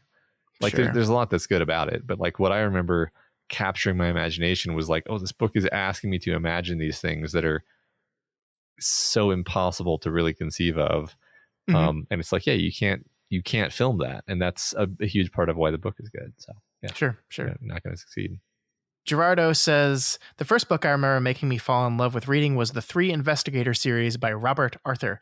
I read all the books in that series that my school library had, then I found more of them at the community library, and I think the city library had very few, if any. I never got my hands on all of them, but I remember reading for hours at a time and staying up late whenever I got hold of a new one. What fond memories. I've never heard of that series, but Matt, are you writing it down? Are you putting them on your list? Put it on my Amazon cart. Yeah, that's cool. It reminds me of Hardy Boys just looking at the cover. Sure. Not that I know anything about. Okay, cool. David L. Hunt says, when I was about 10, I started getting into comic books. I was a big fan of Spider-Man, but the thing that really made me latch onto the medium was X-Men. That would have been in 1979 when the Dark Phoenix saga was about to get started. Though I was all in before that, this is the story that hit me hard. The main character could actually die. I know that she became known for coming back from the dead a zillion times, but realized that at the time, Marvel meant for her to stay dead, and they kept their discipline on her for 5 years. Which in comic book years is like 1,000. Yeah, that's like generations of readers, 5 generations of readers. What helped me make the transition to loving real books was a 9th grade assignment for just picking a work of fiction and doing a report on it. I hadn't been reading anything but comics, and I knew that wouldn't do for the report in the early 80s. But my dad came to the rescue. He went to his shelf and pulled off his first edition copy of one of Robert Heinlein's juvenile novels, Have Spacesuit Will Travel. It was a great adventure romp, and it's got some depths that I didn't see at that age. This is the book that had me start devouring my dad's collection and seeking out more. Although I've never gone back to that particular book. It's the one that started it all. I love that story. That's great. Yeah, I haven't read that one. We've read a bit of Heinlein for the book club, but I read some outside of the book club, but I've never read that book. So that's cool. Eric L. says, early in middle school, I read sporadically, mostly book fair finds like Choose Your Own Adventures or random kids' fantasy stories with cool cover art. But the book that kicked things into high gear was A Spell for Chameleon by Piers Anthony. A precocious 7th grade friend of mine who was already reading Lord of the Rings by that age got me into it. Chameleon was the first book in a long series that was set in the magical land of Xanth, where everyone has a magical ability specific to them, except for the protagonist, Bink. On his grand quest to find his own magical spell, Anthony peppered the prose with endless puns, plays on words, jokes, and double meanings to increase the fun and celebrate language. I don't know how well they'd hold up as an adult, but 13-year-old me was hooked. It was the first time I remember getting a new paperback and breathing in the scent of the pages as they riffled off my thumb. Part of the appeal was knowing that I could return to the world with the next novel in the series, and I felt like a real reader as I watched the collection grow on my shelf. After a dozen or so, I grew out of the books into the world of Stephen King, but Anthony continued to release them, and this year dropped the 45th Xanth book at age 87. Holy crap. My God. That's impressive. That's really impressive. That's very cool. I hope I'm still doing this when I'm 87. Me too. Can you imagine 2 87-year-old dudes talking about books? We ran out of books. Oh, there's a new one. Apparently you can't get a copy of Have Spacesuit Will Travel for less than $60. What? Just FYI. That's fucked up. It is fucked up. Heinlein is a little known author, I guess. Yeah. All right, moving on. Daniel D says, my mom and dad were a couple of bookworms, so I just grew up with a healthy respect for reading. I was reading above my age very early. The only kid books I remember were Oh Beans and the Berenstain Bears. Then the Indian Cupboard series. I used to get the Indian Cupboard. Oh my God, the Indian in the Cupboard. I remember that book. Shit. Yes, I forgot about that. I used to get super excited for the book fair days, and also the days we'd get book catalogs to take home, and the days the orders came in. The first adult book I remember blowing me away was the first one I read, which was Clan of the Cave Bear, which my mom had been pushing on me forever. Fun fact, Stephen King was referring to that series in Lisey's story, said Lisey was waiting for the next book about the Randy cave people because of all the steamy prehistoric sex. Sad fact, the author hated the adaptation of that book with Daryl Hannah so much, she sued the movie studio. Huh. The Clan of the Cave Bear book and all the subsequent Randy cave people books were basically softcore porn that I read when I was like 8 in like 8th grade. So well, you know what? That just explains a whole lot about you. I think it probably does. Wilso688 says, the book that made me fall in love with reading was The Count of Monte Cristo. It started with just challenging myself in high school to read the humongous book that inspired a movie I really liked. I am still not a fast reader. I absolutely loved watching the transformation that Edmond Dantes undergoes. By the end, you have forgotten who he started out as, and you have had countless opportunities to stop rooting for him as the story unfolds. I also love the mix of historical events and references to old works of literature, which is endlessly enjoyable when reading King. Can't say this is still my favorite. The Dark Tower series has some books that may have taken that slot lately. The Gunslinger and the Wreath in the Wing Through the Keyhole are very rereadable, but Count of Monte Cristo was the first book I remember truly enjoying. God, I love that book. Love that book so much. And the movie is pretty good too. I like that movie. I like the movie a lot. I haven't read the book, so I don't have any comments on whether it's a good adaptation. But good old Alexander Dumbass. Yeah. No, Dumas is a very good writer. Like, I love The Three Musketeers. I love The Count of Monte Cristo. I mean, they're very 19th century French writing, which is a very specific style that can take some time to get into, especially when you were in high school. I read Count of Monte Cristo in high school too, and it's one of the only books I didn't actually finish in time for my test. I'm embarrassed to say, but I still got an A because it's a multiple choice test on a book. So it's just regurgitating plot facts. Makes sense. That was not that difficult. But it's so I funny. still I was enjoying it enough that I ended up finishing it. It's just I miscalculated and said, oh, 400 pages left. We're going on a car ride to my grandparents this weekend. That means I'll have 8 hours for there and back to read this book. And then I forgot about how the sun goes away. Mm. And so that was a miscalculation. The sun always gets you. It's funny. There's just the idea of like books that they make you read and then it makes you not like it. Somebody several answers ago mentioned The Good Earth. And I read The Good Earth when I was in high school because my mom recommended it. And it was a very powerful book. Like I really liked it. But I could totally see how it would be a huge fucking drag if somebody was making you read it, right? Yeah, I mean, there's something about having a due date to read a book that changes the dynamic a little bit. I mean, we do this to ourselves every week, but like it's self-imposed, right? Yeah. Like, so like, I don't know, it's different, but yeah, just like being told, finish this book and finish this by X day. It just, I don't know. There's sometimes for book club, I still like, I wait till the last week of book club and I have to kind of rush through the book. And I think it just changes a little bit my way to approach the book. Right. Well, I think in those cases, you might not have even finished some of these books if you hadn't had to. Yeah, that's true. So, but anyway. Although I have this thing where I can't, like, even books I'm not enjoying. Like, I'm reading a book right now that I'm struggling with. I can't get into, and I'm still going to finish it because that's just who I am. Mm-hmm. But I think it's actually healthier to just abandon a book that you're not enjoying. But I can't do that. Yeah, I think I've developed that power finally after many years.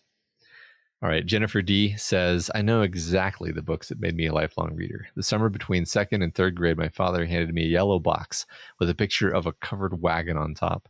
It was brand new and the plastic shrink wrap still in place.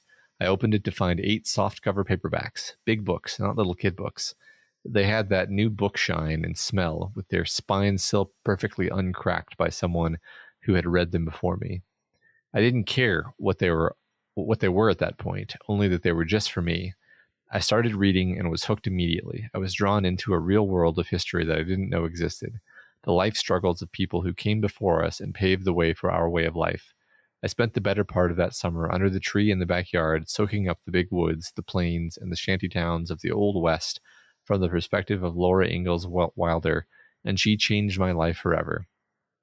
My origin of being a constant reader was Little House on the Prairie, and I still get a shiver when I hold a brand new book in my hands just waiting for me to crack the spine.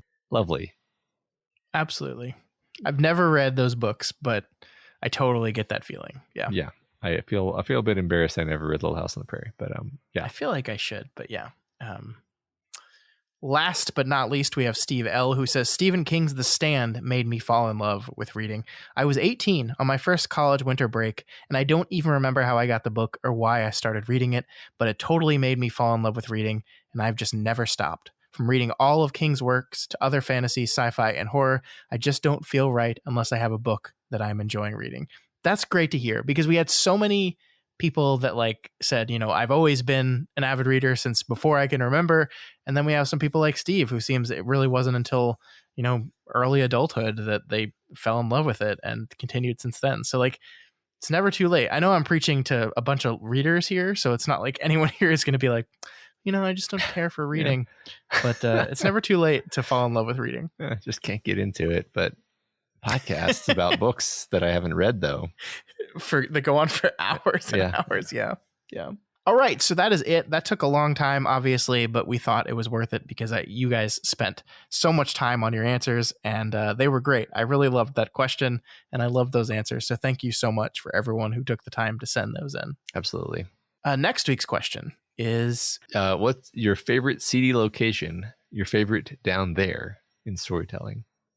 There's a lot of choices here, Matt. Mm-hmm. There's a lot of wretched hives of scum and villainy out there. Yeah. Please don't everyone say Mos Eisley. I think that I thought of that because there was a tweet the other day that was like, Obi-Wan referred to Mos Eisley as just the most low down piece of shit, awful place in the galaxy. And then they show up there and there's a live jazz band. Yeah. It's actually not that bad. It's not that bad. Actually. Yeah. I mean, there is a person that gets their arm chopped off, and nobody makes a big deal about it. So that happens. But there is a live jazz band, though. Yeah, you gotta love the jizz. Isn't that what Lucas called jazz? I think it's called jizz because George Lucas is terrible at naming things. You know, I'm just gonna assume that you're right. Yeah. Let me look this up. Before we go, I have to look this up. Okay. Okay, searching on Google for Star Wars jizz is dangerous, but I'm gonna do it. Oh no. Yes, jizz. Oh my God, George Lucas was first mentioned in canon in Star Wars Return to the Jedi Junior novelization. That's amazing. Jizz was a genre of music. Jizz wailers were musicians who specialized in the genre.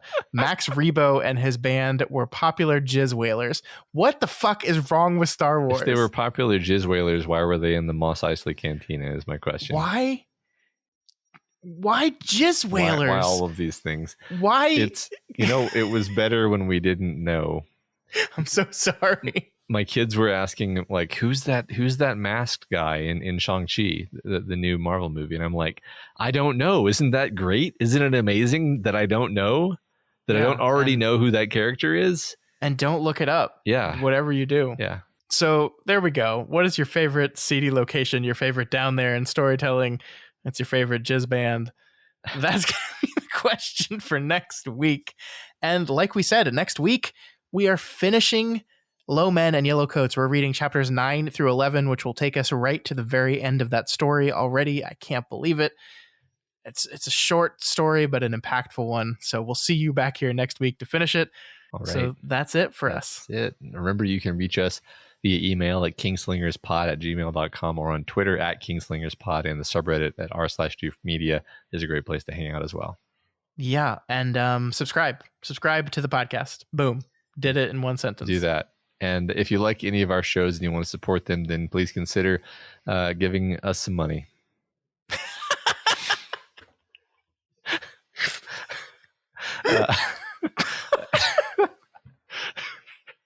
At patreon.com/doofmedia. I'm sorry. Okay. Special thanks to new patrons, Sparky343, Bill K, Aaron, Andre, and Dr. Mod. Thank you for your support. Giving us some money. But if you cannot afford to give us some money right now, that is absolutely okay. You can help out by sharing this podcast and, of course, by leaving us ratings and reviews. I got to say, we put the call out, we put the thread out last week, and you guys responded. This week's review is not the final review we have to read in a while because of you. But let's read this spotlight review from Sarasota Shorty, who gives us 5 stars and says, I come in the name of Matt and Scott, they of America. I caught up to Matt and Scott as they entered Calibran Sturgis and prepared for the battle with the wolves. This was my 4th trip to the tower. I try to make the journey every year. I enjoyed myself more than any other trip. Matt and Scott bring great insight and meaning to references that I had never noticed. Listening in this format forced me to slow down and really digest the information in a way I hadn't done before. I recommend this to all my tower junkies that King has hooked through the bag. Thank you, fellas. Long days and pleasant nights. Well, thank you so much, Sarasota Shorty. We really appreciate that. Yeah, and may you have twice the number. Yeah, but we're about to say that again because that's our ending. I know. All right, we're gonna go, folks, because it's 12:30 in the morning. I'm tired, and we gotta go. But we'll see you back here next week for the conclusion of Low Men in Yellow Coats. Have a very happy Thanksgiving, everyone, and long days and pleasant nights. And may you have twice the number. Again.